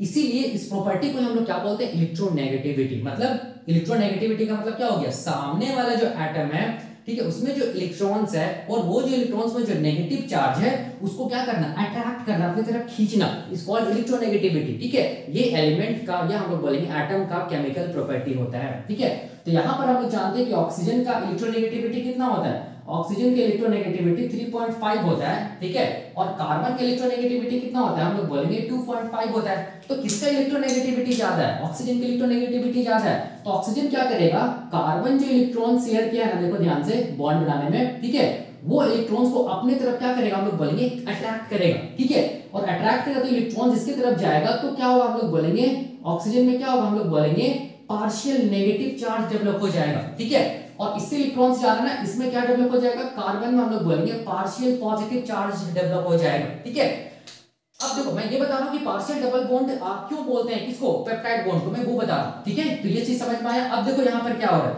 यहां पर ये हो रहा है, अब देखो ध्यान से, ये देखो ये जो नाइट्रोजन है ना, ठीक है, ये नाइट्रोजन है ना, ये नाइट्रोजन का इलेक्ट्रोनेगेटिविटी कितना है, हम लोग बोलेंगे 3.0 है। ठीक है, इस नाइट्रोजन का इलेक्ट्रोनेगेटिविटी कितना, हम लोग बोलेंगे 3.0 है, देख सकते हैं मैंने यहाँ पर लिखा है। ठीक है, और कार्बन की इलेक्ट्रोनेगेटिविटी कितना है, 2.5 है। तो यहाँ पर ये जो नाइट्रोजन ना, वो क्या करेगा, हम लोग बोलेंगे ये जो कार्बन यहाँ पर जो इलेक्ट्रॉन को शेयर किया ना बॉन्ड बनाने के लिए, उसको भी अपनी तरफ क्या करेगा, अट्रैक्ट करेगा। तो क्या होगा, हम लोग बोलेंगे ये जो नाइट्रोजन है उसमें कौन सा चार्ज डेवलप हो जाएगा, हम लोग बोलेंगे पार्शियल नेगेटिव चार्ज डेवलप हो जाएगा। ठीक है, तो पार्शियल यहाँ पर क्या चीज है, पॉजिटिव है, यहाँ पर क्या चीज है, पार्शियल नेगेटिव। ये दोनों में क्या होगा, हम लोग बोलेंगे क्या होगा, इलेक्ट्रोस्टैटिक क्या होगा, इंटरेक्शन होगा। ठीक है, जिसकी वजह से क्या होगा, हम लोग बोलेंगे बॉन्ड बन जाएगा। और इसी बॉन्ड को हम लोग क्या बोलेंगे, इसी बॉन्ड को हम लोग क्या बोलेंगे, ओमेगा बॉन्ड बोलेंगे, या क्या बोलेंगे, पेप्टाइड बॉन्ड बोलेंगे, जो कि कैसा होता है, हम लोग बोलेंगे पार्शियल डबल बॉन्ड कैरेक्टर होता है। ठीक है, तो इसका मतलब हो गया कि यहां पर देखो ये जो पेप्टाइड लिंकेज है ना, ठीक है, पेप्टाइड लिंकेज है ना, जो कि पार्शियल डबल बॉन्ड होता है, तो उसमें क्या चीज है, देखो ध्यान से, उसमें एक बॉन्ड तो कंप्लीट कोवेलेंट बॉन्ड है। ठीक है, तो इसको हम लोग क्या बोलेंगे, इसको हम लोग बोलेंगे कोवेलेंट बॉन्ड। ये वाला को क्या बोलेंगे, इसको हम लोग क्या बोलेंगे, कोवेलेंट बॉन्ड बोलेंगे। ये वाला तो इसको हम लोग क्या बोलेंगे, कंप्लीट कोवेलेंट बॉन्ड। और दूसरा जो बॉन्ड बन रहा है, देखो ध्यान से, ये बॉन्ड किसकी वजह से बना, ये बॉन्ड किसकी वजह से बना, इलेक्ट्रोस्टैटिक किसकी वजह से, हम लोग बोलेंगे इलेक्ट्रोस्टैटिक इंटरेक्शन की वजह से, इलेक्ट्रोस्टैटिक इंटरेक्शन की वजह से बना, जिसको हम लोग डाइपोल इंटरेक्शन भी बोलते हैं, जिसको हम लोग क्या बोलते हैं, डाइपोल इंटरेक्शन भी बोलते हैं। याद रखना, जब पॉजिटिव और नेगेटिव चार्ज एक दूसरे को अट्रैक्ट करता है तो उसको हम लोग क्या बोलते हैं, इलेक्ट्रोस्टैटिक इंटरेक्शन या डाइपोल इंटरेक्शन। ठीक है, तो यहाँ पर ये जो कंप्लीट ओमेगा बॉन्ड है या पेप्टाइड बॉन्ड है, इसमें पार्शियल डबल बॉन्ड कैरेक्टर क्यों आ रहा है, बिकॉज हम लोग बोलेंगे इलेक्ट्रोनेगेटिविटी की वजह से।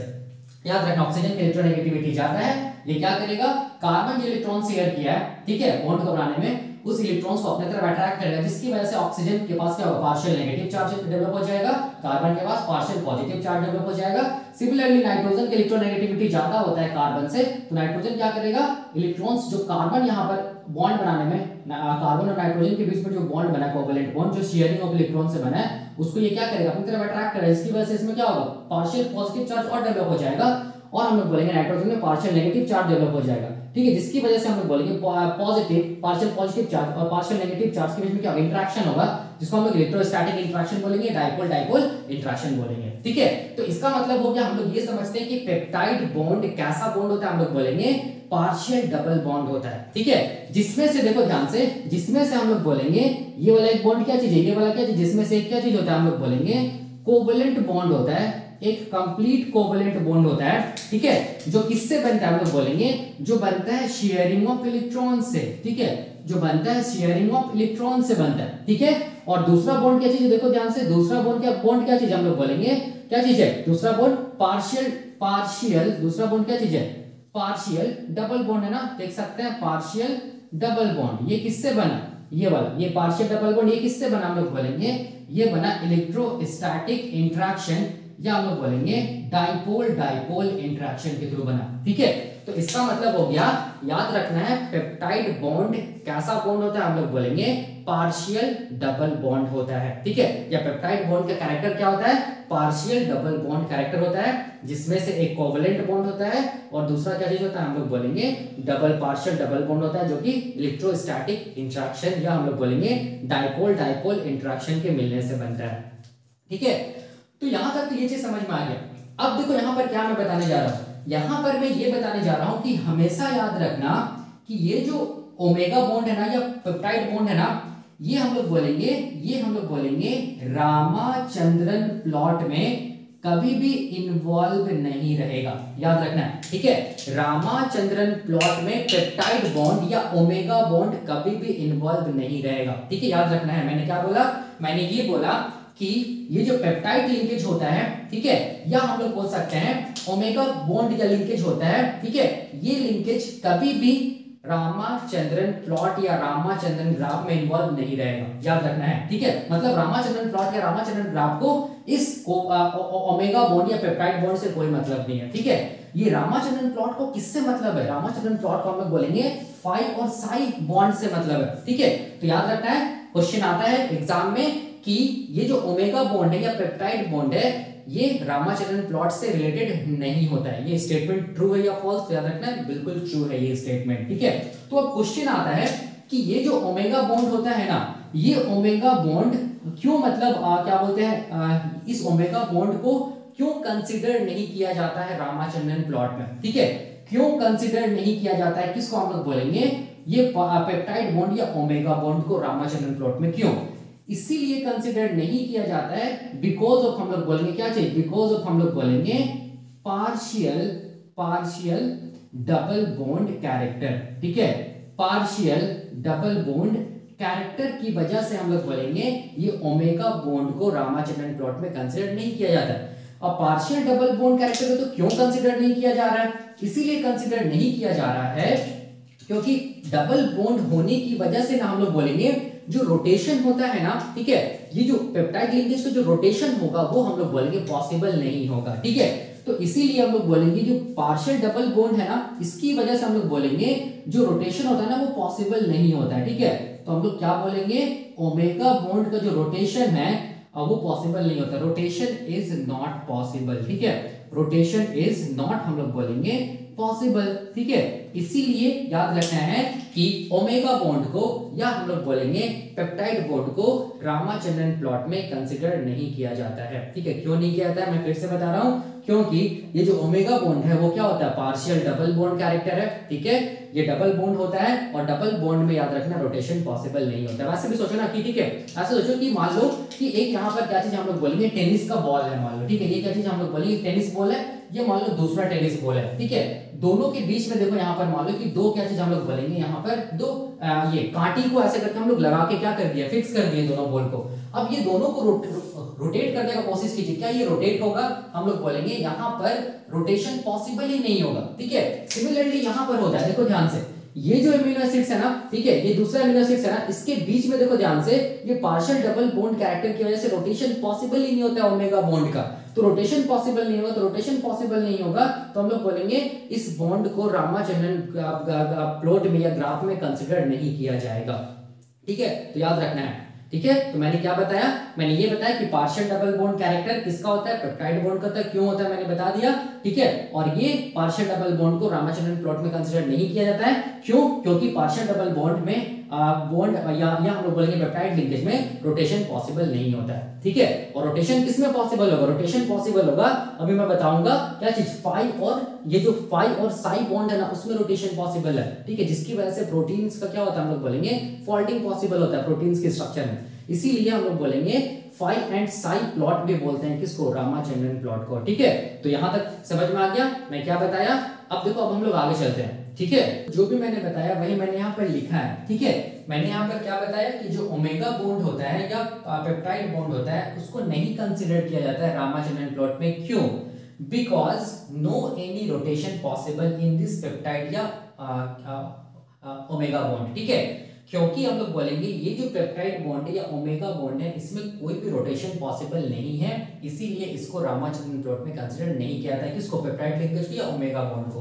तो क्वेश्चन आता है क्यों रोटेशन पॉसिबल नहीं है ओमेगा बॉन्ड में या पेप्टाइड बॉन्ड में, क्योंकि हम लोग बोलेंगे पार्शियल डबल बॉन्ड कैरेक्टर की वजह से हम लोग बोलेंगे इस पेप्टाइड या ओमेगा बॉन्ड में रोटेशन पॉसिबल नहीं है। ठीक है, ठीक है। तो यहाँ पर देखो मैंने हेडिंग लिखा रोटेशन ऑफ पेप्टाइड बॉन्ड, तो इसका मतलब याद रखना यही है।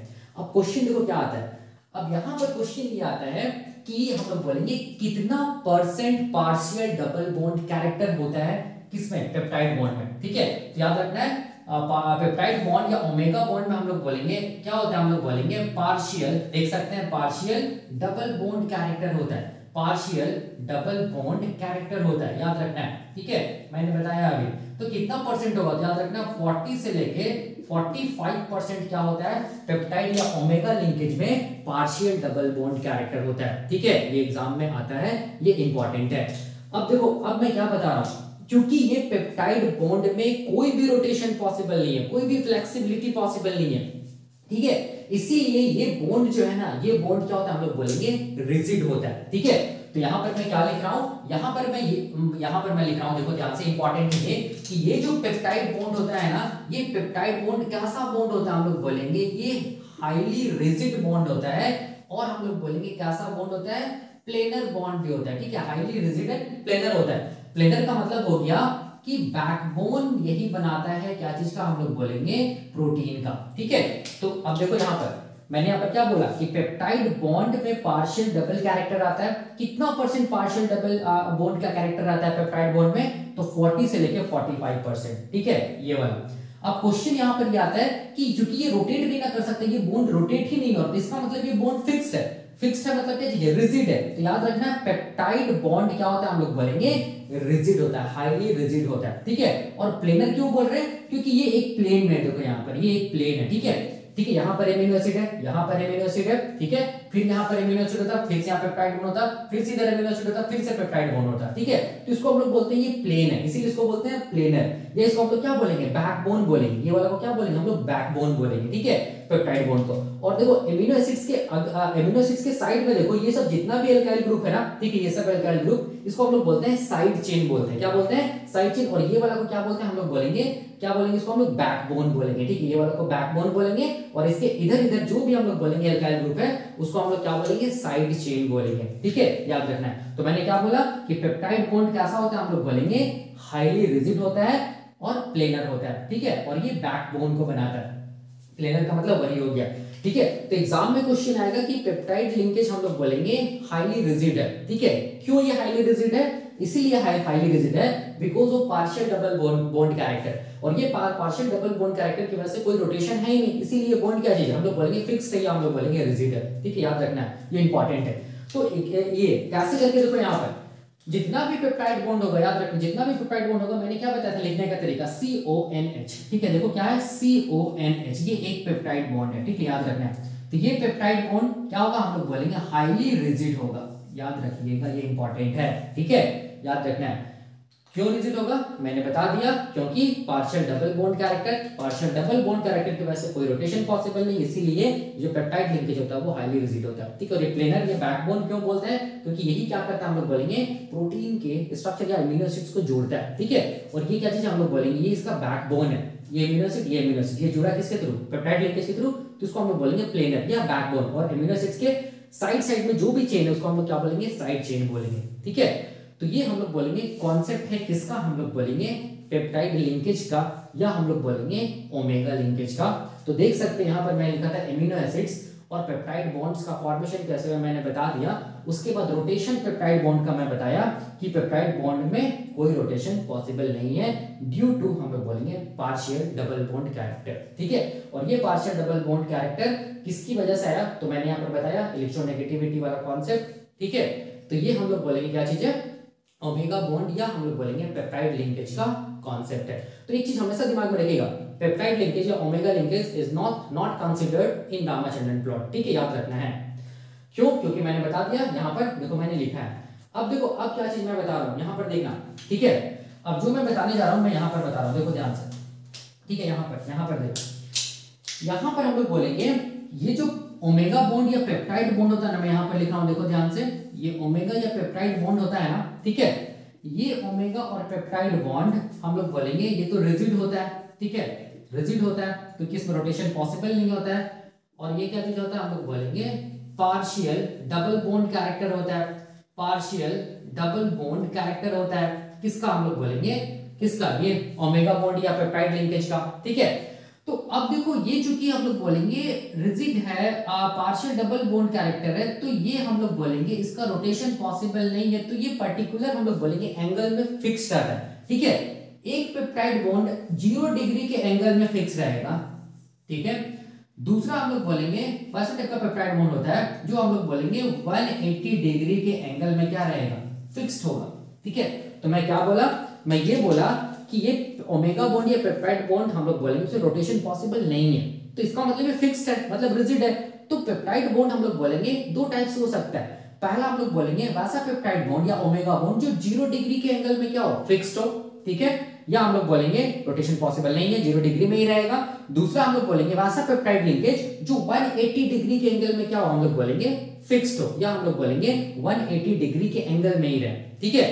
तो याद रखना मैंने क्या बोला, मैंने ये बोला कि ओमेगा बॉन्ड में ये जो कि ओमेगा बॉन्ड में कोई भी रोटेशन पॉसिबल नहीं है, तो ये एक पर्टिकुलर एंगल में फिक्स्ड रहता है ये बॉन्ड, ओमेगा बॉन्ड, ठीक है, याद रखना है। तो पहला हम लोग बोलेंगे 0 डिग्री के एंगल में फिक्स रहेगा, दूसरा हम लोग बोलेंगे 180 डिग्री के एंगल में फिक्स रहेगा। तो यहां पर मैं अगर बताना चाहूं, देखो ध्यान से, यही बॉन्ड है ना, यही बॉन्ड है ना ओमेगा बॉन्ड, ये ओमेगा बॉन्ड याद रखना है क्योंकि इसमें नो रोटेशन, कोई भी रोटेशन पॉसिबल नहीं है, ठीक है, नो रोटेशन, ठीक है, इसीलिए ये बॉन्ड हम लोग बोलेंगे या तो 0 डिग्री के एंगल में रहेगा, ठीक है, याद रखना है, या तो हम लोग बोलेंगे ये हम लोग बोलेंगे 180 डिग्री के एंगल में रहेगा, ठीक है, याद रखना है। अब देखो यहां पर, अब हम लोग बोलेंगे ये 0 डिग्री और 180 डिग्री के एंगल के बेसिस पे ना, एंगल के बेसिस पे ना, याद रखना है पेप्टाइड बॉन्ड का हम लोग बोलेंगे दो फॉर्म्स होता है, ठीक है, पेप्टाइड बॉन्ड का हम लोग बोलेंगे दो फॉर्म्स होता है ऑन द बेसिस ऑफ, हम लोग बोलेंगे क्या चीज, 0 degree angle and 180 degree angle, ठीक है। तो वो फॉर्म्स क्या होता है वो मैं बता रहा हूं इसको मिटाकर, लेकिन उससे पहले देखो ध्यान से, मैं क्या क्या पेप्टाइड बॉन्ड के बारे में बताया, मैं पेप्टाइड बॉन्ड के बारे में ये बताया कि पेप्टाइड बॉन्ड को हम लोग ओमेगा बॉन्ड बोलते हैं और ये पार्शियल डबल बॉन्ड होता है, देख सकते हैं, ठीक है। कितना percent partial double bond character होता है, तो 40 से 45% पार्शियल डबल बॉन्ड कैरेक्टर होता है, ठीक है। और ये बॉन्ड जो ओमेगा बॉन्ड होता है इसमें इसको रामाचंद्रन प्लॉट में कंसीडर नहीं किया जाता है, क्यों, क्योंकि इसमें कोई भी पॉसिबल रोटेशन नहीं होता है, ये फिक्स होता है, ये डबल बॉन्ड या पेप्टाइड लिंकेज, ठीक है, या ओमेगा बॉन्ड। ये क्यों इसमें रोटेशन पॉसिबल नहीं है, बिकॉज हम लोग बोलेंगे partial double bond, double bond रहेगा तो रोटेशन पॉसिबल नहीं है, ठीक है, ये वाला, ये डबल बॉन्ड रहेगा तो ना इधर का एटम घूम पाएगा ना ही इधर का एटम घूम पाएगा, ठीक है। अगर सिंगल बॉन्ड रहता तब रोटेशन पॉसिबल रहता, तो याद रखना डबल बॉन्ड रहे, ट्रिपल बॉन्ड रहे तो उसमें रोटेशन कभी भी पॉसिबल नहीं होगी, ये बॉन्ड कभी भी रोटेट नहीं करेगा, ठीक है भाई, मैंने यहाँ पे बताया। उसके बाद में क्या बताया, ये पेप्टाइड बॉन्ड होता है वो हाईली रिजिड होता है, प्लानर होता है, रिजिड क्यों होता है, क्योंकि रोटेशन पॉसिबल नहीं है, ठीक है। उसके बाद में ये बताया, देखो ध्यान से, उसके बाद में ये बताया कि ओमेगा जो बॉन्ड होता है ना, ठीक है, जो हाईली रिजिड है due to partial double bond character, वो या तो 0 डिग्री के एंगल में फिक्स रहेगा या हम लोग बोलेंगे 180 डिग्री के एंगल में फिक्स रहेगा, याद रखना है, ठीक है। तो अब 0 डिग्री के एंगल में और 180 डिग्री के एंगल में ये जो पार्शियल डबल बॉन्ड या हम लोग बोलेंगे ये जो ओमेगा बॉन्ड है ना, ये जो फिक्स है ना, इसकी वजह से हम लोग बोलेंगे क्या चीज है, ये ओमेगा या पेप्टाइड बॉन्ड का दो फॉर्म्स मिलता है, ठीक है। तो वो दोनों फॉर्म्स क्या है वो अभी हम लोग देखने वाले हैं, ठीक है। तो देखो यहाँ पर ये जो ओमेगा बॉन्ड है, ठीक है, या हम लोग बोलेंगे ये जो कोवेलेंट बॉन्ड है, ये हम लोग बोलेंगे पार्शियल डबल कैरेक्टर वाला बॉन्ड है, जिसकी वजह से ये ओमेगा बॉन्ड हम लोग बोलेंगे इसमें हम लोग बोलेंगे रोटेशन पॉसिबल नहीं है, ठीक है, ठीक है, क्योंकि डबल बॉन्ड है ना, पॉसिबल नहीं है रोटेशन। अगर सिंगल बॉन्ड रहता तो रोटेशन पॉसिबल रहता है, याद रखना है। डबल या ट्रिपल बॉन्ड के थ्रू अगर कोई भी दो एटम जुड़ा हुआ रहेगा तो उसमें हम लोग बोलेंगे रोटेशन पॉसिबल नहीं है। तो यहाँ पर ये ओमेगा बॉन्ड या पेप्टाइड बॉन्ड, इसमें कोई भी रोटेशन पॉसिबल नहीं, मतलब ये बॉन्ड या हम लोग बोलेंगे लिंकेज फिक्स्ड है, ठीक है। तो हम लोग बोलेंगे क्योंकि कोई रोटेशन पॉसिबल नहीं है और ये बॉन्ड फिक्स्ड है, तो किस किस एंगल में फिक्स रहेगा, तो हम लोग बोलेंगे 0 डिग्री एंगल में ये बॉन्ड या तो फिक्स रहेगा, या हम लोग बोलेंगे ये बॉन्ड 180 डिग्री एंगल में फिक्स रहेगा, ठीक है।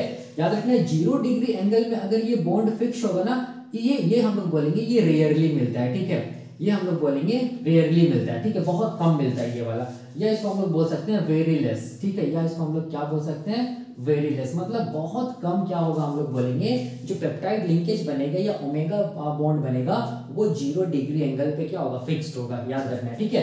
180 डिग्री एंगल पे याद रखना है मोस्टली हम लोग बोलेंगे फिक्स्ड होता है क्या चीज, हम लोग बोलेंगे पेप्टाइड लिंकेज या ओमेगा बॉन्ड, और ये ओमेगा बॉन्ड, ठीक है, ये मोस्ट कॉमन होता है, ठीक है, याद रखना ये क्या होता है हम लोग बोलेंगे मोस्ट कॉमन होता है। 99.6% क्या होगा हम लोग बोलेंगे जो पेप्टाइड लिंकेज बनेगा वो पेप्टाइड लिंकेज हम लोग बोलेंगे 180 डिग्री एंगल में फिक्स्ड होगा, ठीक है, याद रखना है, ठीक है। अब देखो यहाँ पर ये 99.6% है तो लेनेजर के बुक में ऐसा लिखा हुआ है, ठीक है, याद रखना है कि जो पेप्टाइड लिंकेज बनता है या ओमेगा बॉन्ड जो बनता है, ठीक है, वो हम लोग बोलेंगे 99.6% जो ओमेगा बॉन्ड होता है पेप्टाइड बॉन्ड होता है वो 180 डिग्री एंगल पे फिक्स्ड रहता है, ठीक है। मेजॉरिटी ऑफ प्रोटीन्स याद रखना है, ठीक है, 99.6% जो प्रोटीन मतलब सेल जो प्रोटीन को बनाता है उसमें जो एमिनो एसिड्स रहेगा, ठीक है, और उस एमिनो एसिड्स में जो पेप्टाइड लिंकेज रहेगा ना वो पेप्टाइड लिंकेज या ओमेगा लिंकेज जो या ओमेगा बॉन्ड रहेगा वो हम लोग बोलेंगे 180 डिग्री एंगल पे ही मिलेगा, ठीक है। क्यों मिलेगा अभी मैं यहाँ पर बता रहा हूँ, ठीक है। अब देखो यहाँ पर ये जो कोवेलेंट बॉन्ड है, सॉरी ये जो क्या बोलते हैं पेप्टाइड लिंकेज या हम लोग बोलेंगे ओमेगा जो लिंकेज है या ओमेगा बॉन्ड है, ठीक है, ये 0 डिग्री एंगल पे भी फिक्स होगा और हम लोग बोलेंगे 180 डिग्री एंगल पे भी फिक्स होगा। इसके बेसिस पे हम लोग बोलेंगे ये जो ओमेगा बॉन्ड है या हम लोग बोलेंगे पेप्टाइड बॉन्ड है ना इसका 2 फॉर्म्स मिलता है, ठीक है, तो मैं यहां पर लिख रहा हूं 2 फॉर्म्स ऑफ क्या हम लोग बोलेंगे ओमेगा बॉन्ड, ठीक है, ओमेगा बॉन्ड को हम लोग क्या बोलते हैं पेप्टाइड बॉन्ड, याद रखना है, ठीक है। सेल में जो प्रोटीन मिलता है उस प्रोटीन में जो एमिनो एसिड्स मिलता है, ठीक है, और वो एमिनो एसिड्स जो ओमेगा बॉन्ड या पेप्टाइड बॉन्ड के थ्रू जुड़ा हुआ रहता है उसका 2 फॉर्म्स मिलता है, उनके बेसिस ऑफ हम लोग बोलेंगे या तो ये बॉन्ड 0 डिग्री में रहेगा फिक्स या तो ये बॉन्ड 180 डिग्री में फिक्स रहेगा, क्योंकि रोटेशन पॉसिबल नहीं है ओमेगा बॉन्ड का या हम लोग बोलेंगे पेप्टाइड बॉन्ड का because partial double bond character की वजह से, ठीक है। तो ये पहला जो फॉर्म होता है ना, पहला फॉर्म को हम लोग बोलते हैं ट्रांसफॉर्म, ठीक है, पहला फॉर्म को हम लोग क्या बोलते हैं ट्रांसफॉर्म ऑफ क्या चीज हम लोग बोलेंगे पेप्टाइड लिंकेज या पेप्टाइड बॉन्ड या ओमेगा लिंकेज, ठीक है, या ओमेगा बॉन्ड, ठीक है, पहला ट्रांसफॉर्म है। दूसरा हम लोग बोलेंगे क्या चीज है, दूसरा हम लोग बोलते हैं सिस फॉर्म, दूसरा को हम लोग क्या बोलते हैं सिस फॉर्म ऑफ क्या चीज हम लोग बोलेंगे पेप्टाइड बॉन्ड या हम लोग क्या बोलेंगे ओमेगा बॉन्ड, ठीक है। तो याद रखना है जो ट्रांसफॉर्म होता है ना पेप्टाइड लिंकेज का ये हम लोग बोलेंगे 180 डिग्री एंगल पे मिलेगा, फिक्स्ड होगा, ठीक है, ठीक है। और जो सिस फॉर्म होता है ना पेप्टाइड बॉन्ड का ये हमेशा 0 डिग्री एंगल पे मिलेगा, ठीक है, याद रखना है, ठीक है, फिक्स्ड होता है। और ये 99.6% जो प्रोटीन में जो एमिनो एसिड्स मिलता है ना उसमें जो पेप्टाइड लिंकेज रहेगा वो किस फॉर्म में मिलेगा हम लोग बोलेंगे ट्रांसफॉर्म में मिलेगा, ठीक है। बाकी देखो कितना बच गया हम लोग बोलेंगे ओनली 0.4% जो प्रोटीन बनता है ना सेल में, ठीक है, उसमें जो हम लोग बोलेंगे पेप्टाइड लिंकेज होता है ना या ओमेगा बॉन्ड होता है ना वो हम लोग बोलेंगे अपने आप को फिक्स करता है 0 डिग्री एंगल पे, ठीक है। तो यहाँ पर इसीलिए मैंने यहाँ पर क्या लिखा है कि 180 डिग्री एंगल पे ये ओमेगा बॉन्ड का अगर फिक्सेशन होता है मोस्टली यही होता है मोस्ट कॉमन होता है तो याद रखना है ऐसे ओमेगा बॉन्ड को हम लोग क्या बोलेंगे ट्रांसफॉर्म ऑफ ओमेगा बॉन्ड या पेप्टाइड बॉन्ड बोलेंगे, ठीक है, जो कि मोस्ट कॉमन होता है। यहाँ पर मैं लिख दे रहा हूँ ये क्या चीज हम लोग बोलेंगे मोस्ट कॉमन है, ठीक है, मोस्ट कॉमन मतलब मेजॉरिटी ऑफ सेल्स क्या करेगा हम लोग बोलेंगे उसमें जो पेप्टाइड लिंकेज मिलेगा वो हम लोग बोलेंगे वो पेप्टाइड लिंकेज याद रखना है 180 डिग्री एंगल पे ही फिक्स रहेगा, ठीक है। और ये क्या होता है हम लोग बोलेंगे ये क्या होता है लेस कॉमन होता है ये वाला, ठीक है, याद रखना है। या हम लोग बोलेंगे वेरी रेयर, बहुत रेयरली क्या मिलेगा हम लोग बोलेंगे एमिनो एसिड्स के बीच में हम लोग बोलेंगे सिस फॉर्म पेप्टाइड लिंकेज मिलेगा, ठीक है। अब देखो यहाँ पर क्या चीज है बताने का मतलब सिंपल है, सिंपल बताने का मतलब क्या चीज है कि अगर 0 डिग्री एंगल में पेप्टाइड लिंकेज फिक्स रहेगा तो वैसे पेप्टाइड लिंकेज को हम लोग क्या बोलेंगे यहाँ पर सिस फॉर्म बोलेंगे, ठीक है। और 180 डिग्री पे पेप्टाइड लिंकेज फिक्स रहेगा तो वैसे पेप्टाइड लिंकेज को हम लोग क्या बोलेंगे ट्रांसफॉर्म बोलेंगे। और ट्रांसफॉर्म क्या होता है मोस्ट कॉमन होता है 99.6% जो प्रोटीन में जो एमिनो एसिड्स के बीच में जो पेप्टाइड लिंकेज होता है वो हम लोग बोलेंगे ट्रांसफॉर्म होता है, ठीक है। बाकी रिमेनिंग बच गया वो क्या है सिस फॉर्म है। अब यहाँ पर देखो क्वेश्चन क्या आता है यहाँ पर क्वेश्चन ये आता है कि ये ट्रांसफॉर्म ऑफ पेप्टाइड लिंकेज है ना, ये 99.6% मतलब सोच सकते हो क्या हो, हम लोग बोलेंगे ऑलमोस्ट हम लोग बोलेंगे 100% जो प्रोटीन बन रहा है ना उसमें जो एमिनो एसिड्स के बीच में जो मतलब जो बॉन्ड मिलता है ना पेप्टाइड लिंकेज, वो क्या होता है, हम लोग बोलेंगे ट्रांसफॉर्म होता है। तो क्वेश्चन आता है क्यों, व्हाई, ठीक है, व्हाई हम लोग बोलेंगे 99.6% जो पेप्टाइड लिंकेज होता है वो ट्रांसफॉर्म में मिलता है, मतलब ये पेप्टाइड लिंकेज अपने आप को 180 डिग्री एंगल पे फिक्स रखता है, क्यों, ठीक है। तो यहाँ पर इसीलिए इसका आंसर ये होगा, ऐसा इसीलिए होता है, ये मोस्ट कॉमन इसीलिए है ट्रांसफॉर्म ऑफ पेप्टाइड लिंकेज, क्योंकि यहाँ पर स्टीयरिक हिंड्रेंस नहीं होता है, स्टीयरिक हिंड्रेंस नहीं होता है। कहां पर हम लोग बोलेंगे, ट्रांसफॉर्म ऑफ पेप्टाइड बॉन्ड में, ठीक है। स्टीयरिक हिंड्रेंस को हम लोग क्या बोल सकते हैं, स्टीयरिक क्लासेस भी बोल सकते हैं, स्टीयरिक क्लासेस भी बोल सकते हैं, ठीक है। ये क्या होता है अभी मैं बताऊंगा, ठीक है। यहाँ पर इसको हम लोग क्या बोलते हैं, स्टीयरिक क्लासेस भी बोल सकते हैं, ठीक है। ये स्टेरिक क्लासेस नहीं होता है, किसमें हम लोग बोलेंगे, ट्रांसफॉर्म ऑफ पेप्टाइड लिंकेज जब प्रोटीन में बनता है या हम लोग बोलेंगे एमिनो एसिड्स के बीच में जब बनता है, ठीक है। मतलब ये मोस्ट कॉमन इसीलिए क्योंकि यहाँ पर स्टेरिक हिंड्रेंस या स्टेरिक क्लासेस नहीं होता है, और अगर स्टेरिक क्लासेस या स्टेरिक हिंड्रेंस नहीं होगा तो वहां पर हम लोग बोलेंगे स्टेबिलिटी जो होगा ना प्रोटीन का वो हम लोग बोलेंगे बहुत ज्यादा बढ़ जाता है, ठीक है। इसीलिए हम लोग बोलेंगे ट्रांसफॉर्म क्या चीज है, मोस्ट कॉमन है, क्योंकि यहाँ पर स्टेरिक हिंड्रेंस या स्टेरिक क्लासेस नहीं होता है, ठीक है, जिसकी वजह से स्टेबिलिटी बहुत ज्यादा होता है। इसीलिए मोस्ट ऑफ द केस में 99.6% हम लोग बोलेंगे जो सेल प्रोटीन बनाता है उसके बीच में जो एमिनो एसिड्स के बीच में जो लिंकेज होता है वो किस फॉर्म में मिलेगा, हम लोग बोलेंगे ट्रांसफॉर्म में मिलेगा, ठीक है। इसको याद रखना है, ठीक है। अब बाकी अब आप लोग भी यहाँ से आंसर निकाल सकते हैं कि ये सिस फॉर्म क्यों लेस कॉमन होता है, इसीलिए क्योंकि यहाँ पर क्या होता है, हम लोग बोलेंगे स्टीयरिक क्लासेस या स्टीयरिक हिंड्रेंस ज्यादा होता है, हिंड्रेंस ज्यादा होता है, ठीक है।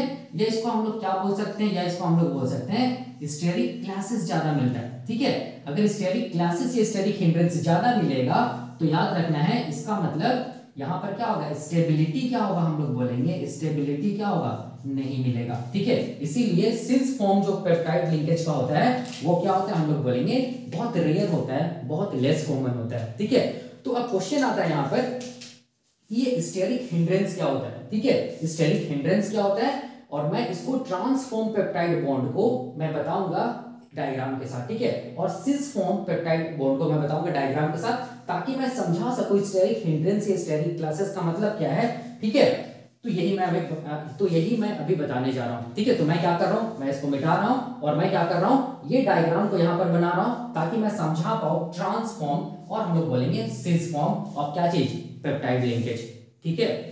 तो मैं क्या किया हूं, मैं स्टेरिक हिंड्रेंस को समझाने के लिए और ट्रांसफॉर्म ऑफ पेप्टाइड लिंकेज को जो कि 180 डिग्री एंगल पे फिक्स रहता है उसको समझाने के लिए मैं क्या किया हूं, यही स्ट्रक्चर को देखो, यहाँ पर ये एक एमिनो एसिड है, ये दूसरा एमिनो एसिड है, देखो ध्यान से ये पेप्टाइड लिंकेज उसको मैं बनाया हूं, ठीक है। अब देखो क्या चीज है, याद रखना ये जो पेप्टाइड लिंकेज है ना, ये पेप्टाइड लिंकेज है, देखो ये वाला ये पेप्टाइड लिंकेज ये पार्शियल डबल बॉन्ड कैरेक्टर इसमें होता है, ठीक है, ये वाला। अब देखो यहाँ पर क्या चीज है, याद रखना है, देखो याद रखना है कि अगर पहला एमिनो एसिड का एनसीसी है, पहला एमिनो एसिड है, दूसरा एमिनो एसिड एनसीसी, ये दूसरा एमिनो एसिड है, इसके बीच में पेप्टाइड बॉन्ड है CONH, ठीक है। पहला एमिनो एसिड का याद रखना, पहला एमिनो एसिड का ट्रांसफॉर्म मैं बता रहा हूं, ट्रांसफॉर्म ऑफ पेप्टाइड लिंकेज मैं बता रहा हूं, ठीक है।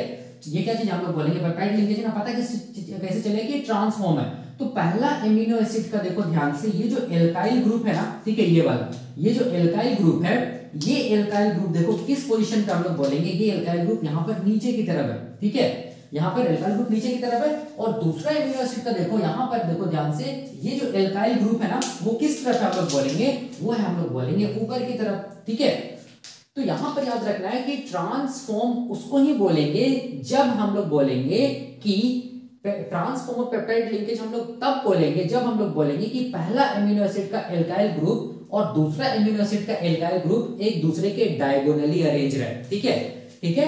तो यहाँ पर देख सकते हैं पहला एमिनो एसिड का एल्काइल ग्रुप यहाँ पर है, दूसरा एमिनो एसिड का एल्काइल ग्रुप यहाँ पर है, फिर तीसरा एमिनो एसिड का फिर से क्या आएगा, नीचे की तरफ, फिर से चौथा एमिनो एसिड का क्या आएगा, एल्काइल ग्रुप ऊपर की तरफ। तो ऐसा डायगोनली अगर अरेंज होगा, ठीक है, तो हम लोग बोलेंगे ये जो पेप्टाइड बॉन्ड है ना, इसको हम लोग क्या बोलेंगे, इसको हम लोग बोलेंगे ट्रांसफॉर्म ऑफ पेप्टाइड बॉन्ड, ठीक है, याद रखना है, ठीक है। तो डायगोनली अरेंज है, देख सकते हैं यहाँ पर ये यहाँ पर ये जो R है ये कैसा ऐसे करके डायगोनली अरेंज ऐसे करके, ठीक है, ऐसे करके डायगोनली अरेंज है।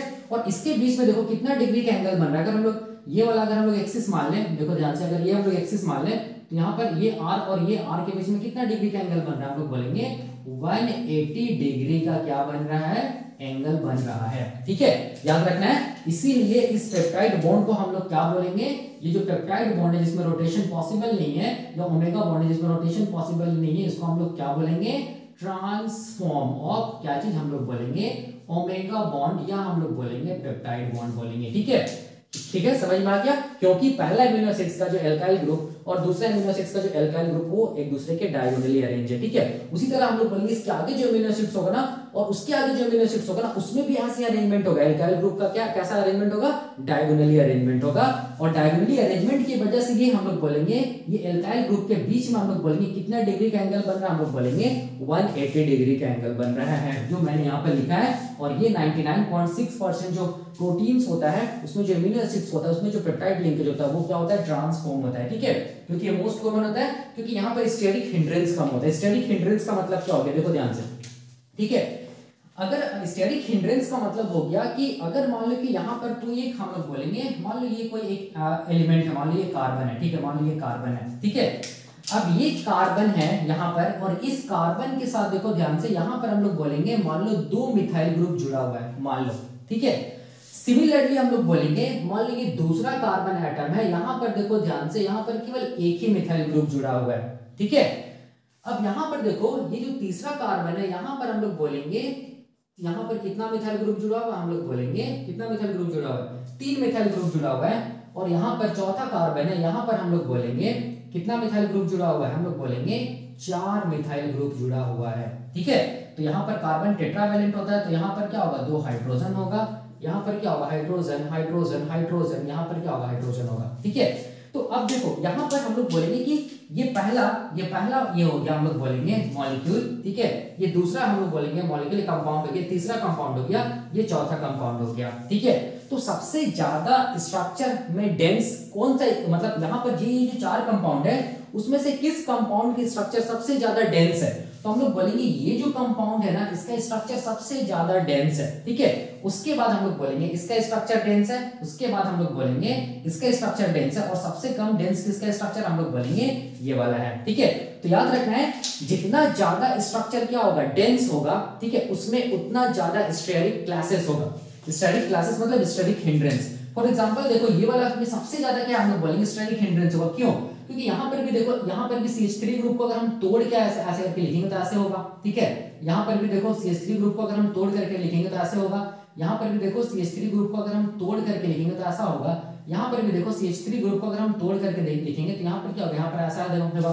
तो इसका मतलब यहाँ पर एक मॉलिक्यूल दूसरे मॉलिक्यूल से क्या हो रहा है, क्लास कर रहा है, कोलाइड कर रहा है। ठीक है, जिसको हम लोग बोलते हैं स्टेरिक हिंड्रेंस। ठीक है, और जितना ज्यादा कोलिजन होगा, क्लासेस होगा, मतलब स्टेरिक हिंड्रेंस उतना ज्यादा होगा और ये मॉलिक्यूल की स्टेबिलिटी क्या हो जाएगा, उतना ज्यादा कम हो जाएगा। ठीक है, तो यहाँ पर देखो ध्यान से सबसे कम हम लोग बोलेंगे स्टेरिक हिंड्रेंस किसमें है, ये वाले मॉलिक्यूल में है ना। ठीक है, क्योंकि यहाँ पर देख सकते हैं ये वाला देख सकते हैं इसका स्ट्रक्चर कितना डेंस है, उसी तरह इसका भी अगर हम लोग स्ट्रक्चर बनाएंगे तो ये बहुत ज्यादा डेंस होगा, उसके बाद ये डेंस होगा, सबसे कम डेंस क्या होगा हम लोग बोलेंगे ये होगा। मतलब स्टेरिक हिंड्रेंस सबसे कम किस में हम लोग बोलेंगे, ये स्टेरिक क्लासेस सबसे कम किस में हम लोग बोलेंगे, ये इसमें। ठीक है, स्टेरिक क्लासेस का मतलब हो गया कि ये जो मॉलिक्यूल है ना, ये मॉलिक्यूल है, ये मॉलिक्यूल है, ये मॉलिक्यूल है, ये हम लोग बोलेंगे एक दूसरे से क्लास नहीं करना चाहिए। ठीक है, क्लास नहीं करना चाहिए मतलब हम लोग बोलेंगे ये मतलब दूर दूर होना चाहिए। जितना दूर होगा हम लोग बोलेंगे मॉलिक्यूल्स उतना कम क्या होगा, क्लासेस पॉसिबल है, या हम लोग बोलेंगे कोलिजन पॉसिबल है। ठीक है, जितना दूर होगा उतना कम होगा, हम लोग बोलेंगे क्लासेस या कोलिजन पॉसिबल रहेगा, मतलब स्टेरिक हिंड्रेंस उतना कम रहेगा। ठीक है,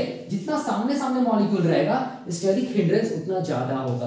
तो अब देखो इसको यहाँ पर अप्लाई करो स्टेरिक हिंड्रेंस को। ठीक है, यहाँ पर जो एल्काइल ग्रुप है या मिथाइल ग्रुप है ये यहाँ पर प्रेजेंट है। ठीक है, ठीक है, और यहाँ पहला एमिनो एसिड का एल्काइल ग्रुप यहाँ पर है, दूसरा एमिनो एसिड का एल्काइल ग्रुप यहाँ पर है। ठीक है, तो ये दोनों बहुत दूर प्रेजेंट है, दूर प्रेजेंट है, तो इसका मतलब यहाँ पर क्या चीज हम लोग बोलेंगे स्टेरिक हिंड्रेंस जो है ना, स्टेरिक हिंड्रेंस, या हम लोग बोलेंगे स्टेरिक हिंड्रेंस, या हम लोग क्या बोलेंगे स्टेरिक क्लासेस। ठीक है, ये क्या होगा हम लोग बोलेंगे बहुत कम होगा, ना के बराबर होगा। ना के बराबर होगा तो यहाँ पर क्या हो जाएगा हम लोग बोलेंगे स्टेबिलिटी जो होगा वो क्या होगा, बहुत ज्यादा बढ़ जाएगा। इसीलिए हम लोग बोलेंगे 99.6% जो प्रोटीन बनता है इन केस ऑफ सेल, हम लोग बोलेंगे ये 99.6% जो प्रोटीन बनता है उसमें जो एमिनो एसिड्स होता है उसके बीच में जो पेप्टाइड लिंकेज होता है वो किस फॉर्म में रहेगा, हम लोग बोलेंगे ट्रांस फॉर्म में रहेगा। मतलब ये पेप्टाइड लिंकेज अपने आप को कितना डिग्री एंगल पे फिक्स रहेगा, हम लोग बोलेंगे 180 डिग्री एंगल पे फिक्स रहेगा। और यहाँ पर हम लोग बोलेंगे जो एमिनो एसिड्स होगा उस एमिनो एसिड्स में एल्काइल ग्रुप का पोजीशन क्या होगा, डायगोनली होगा। इसलिए देखना जब मैं सबसे पहला जब पेप्टाइड बॉन्ड्स का फॉर्मेशन बता रहा था उस टाइम पे देखना मैं एल्काइल ग्रुप को क्या कर रहा था, डायगोनली मतलब बना रहा था। क्यों? क्योंकि डायगोनली मैं बनाऊंगा एल्काइल ग्रुप को, इसका मतलब ये बता रहा है कि स्टेरिक हिंड्रेंस कम है, स्टेरिक हिंड्रेंस कम है। और स्टेरिक हिंड्रेंस मतलब एल्काइल ग्रुप और एल्काइल ग्रुप में स्टेरिक हिंड्रेंस कम है, दोनों दूर प्रेजेंट है। स्टेरिक हिंड्रेंस कम है तो क्या होगा, हम लोग बोलेंगे स्टेबिलिटी ज्यादा होगा। इसीलिए मैं क्या कर रहा था, एल्काइल ग्रुप को ये डायगोनली बना रहा था। ठीक है, आप देख सकते हैं। अब देखो ये तो समझ में आ गया कि स्टेरिक हिंड्रेंस क्या होता है। ठीक है, अब देखो यहाँ पर ये था, हम लोग बोलेंगे केस 1 ट्रांसफॉर्म पेप्टाइड, जो ट्रांसफॉर्म पेप्टाइड बॉन्ड या ओमेगा बॉन्ड का था। ठीक है, अब देखो सिस फॉर्म क्या होता है। ठीक है, सिस फॉर्म को मैं बनाने जा रहा हूं, इसको मैं मिटा रहा हूं, यहां पर मैं दिखा रहा हूं सिस फॉर्म को। ठीक है, यहां पर मैं दिखा रहा हूं सिस फॉर्म को। ठीक है, यहीं पर मैं बता देता हूं, देखो सिस फॉर्म क्या है। यहां पर देखो मैं एमिनो एसिड्स को बना रहा हूं, ये क्या चीज है, यहीं पर बना रहा हूं, ये वाला सेम बना रहा हूं। यहां पर क्या है, अल्फा कार्बन, यहां पर H है, यहां पर C डबल बॉन्ड O, यहां पर क्या चीज है, एल्काइल ग्रुप है। ठीक है, अब इसके बाद क्या चीज है हम लोग बोलेंगे, इसके बाद यहां पर है हम लोग बोलेंगे ओमेगा बॉन्ड है। ठीक है, या इसको हम लोग क्या बोलते हैं, पेप्टाइड लिंकेज बोलते हैं, जिसमें पार्शियल डबल बॉन्ड कैरेक्टर आता है। ठीक है, अब इसके बाद यहां पर क्या चीज है हम लोग बोलेंगे दूसरा एमिनो एसिड प्रेजेंट है। ठीक है, देख सकते हैं आप ये वाला डायग्राम, यहां पर N, यहां पर क्या चीज हम लोग बोलेंगे, यहां पर H, यहां पर C अल्फा। ठीक है, यहां पर CO, यहां पर क्या डबल बॉन्ड हो, ये है ना। ठीक है, तो सिस फॉर्म में याद रखना है, सिस फॉर्म में क्या होगा, हम लोग बोलेंगे सिस फॉर्म में क्या होगा, ये जो पहला एमिनो एसिड का जो एल्काइल ग्रुप है ना और दूसरा एमिनो एसिड का जो एल्काइल ग्रुप है ना, वो हम लोग बोलेंगे दोनों एक ही तरफ प्रेजेंट होगा। ठीक है, डायगोनली अरेंज नहीं होगा, तो इसको हम लोग बोलेंगे सिस फॉर्म। तो यहाँ पर ऐसा होने का मतलब क्या है, यहाँ पर ऐसा होने का मतलब ये है कि ये जो एल्काइल ग्रुप है ना, ये एल्काइल ग्रुप अगर मान लो कि बहुत ज्यादा इसमें मतलब ये मान लो बल्की ग्रुप है, ठीक है, उसी तरह ये भी बल्की ग्रुप रहेगा, तो दोनों में क्या होगा, हम लोग बोलेंगे स्टेरिक क्लासेस होगा या स्टेरिक हिंड्रेंस होगा। तो स्टेरिक हिंड्रेंस होगा तो हम लोग बोलेंगे क्या चीज ये क्या होगा, हम लोग बोलेंगे स्टेबिलिटी जो है ना वो क्या हो जाएगा, कम हो जाएगा, स्टेबिलिटी नहीं मिलेगा। ठीक है, इसीलिए हम लोग बोलेंगे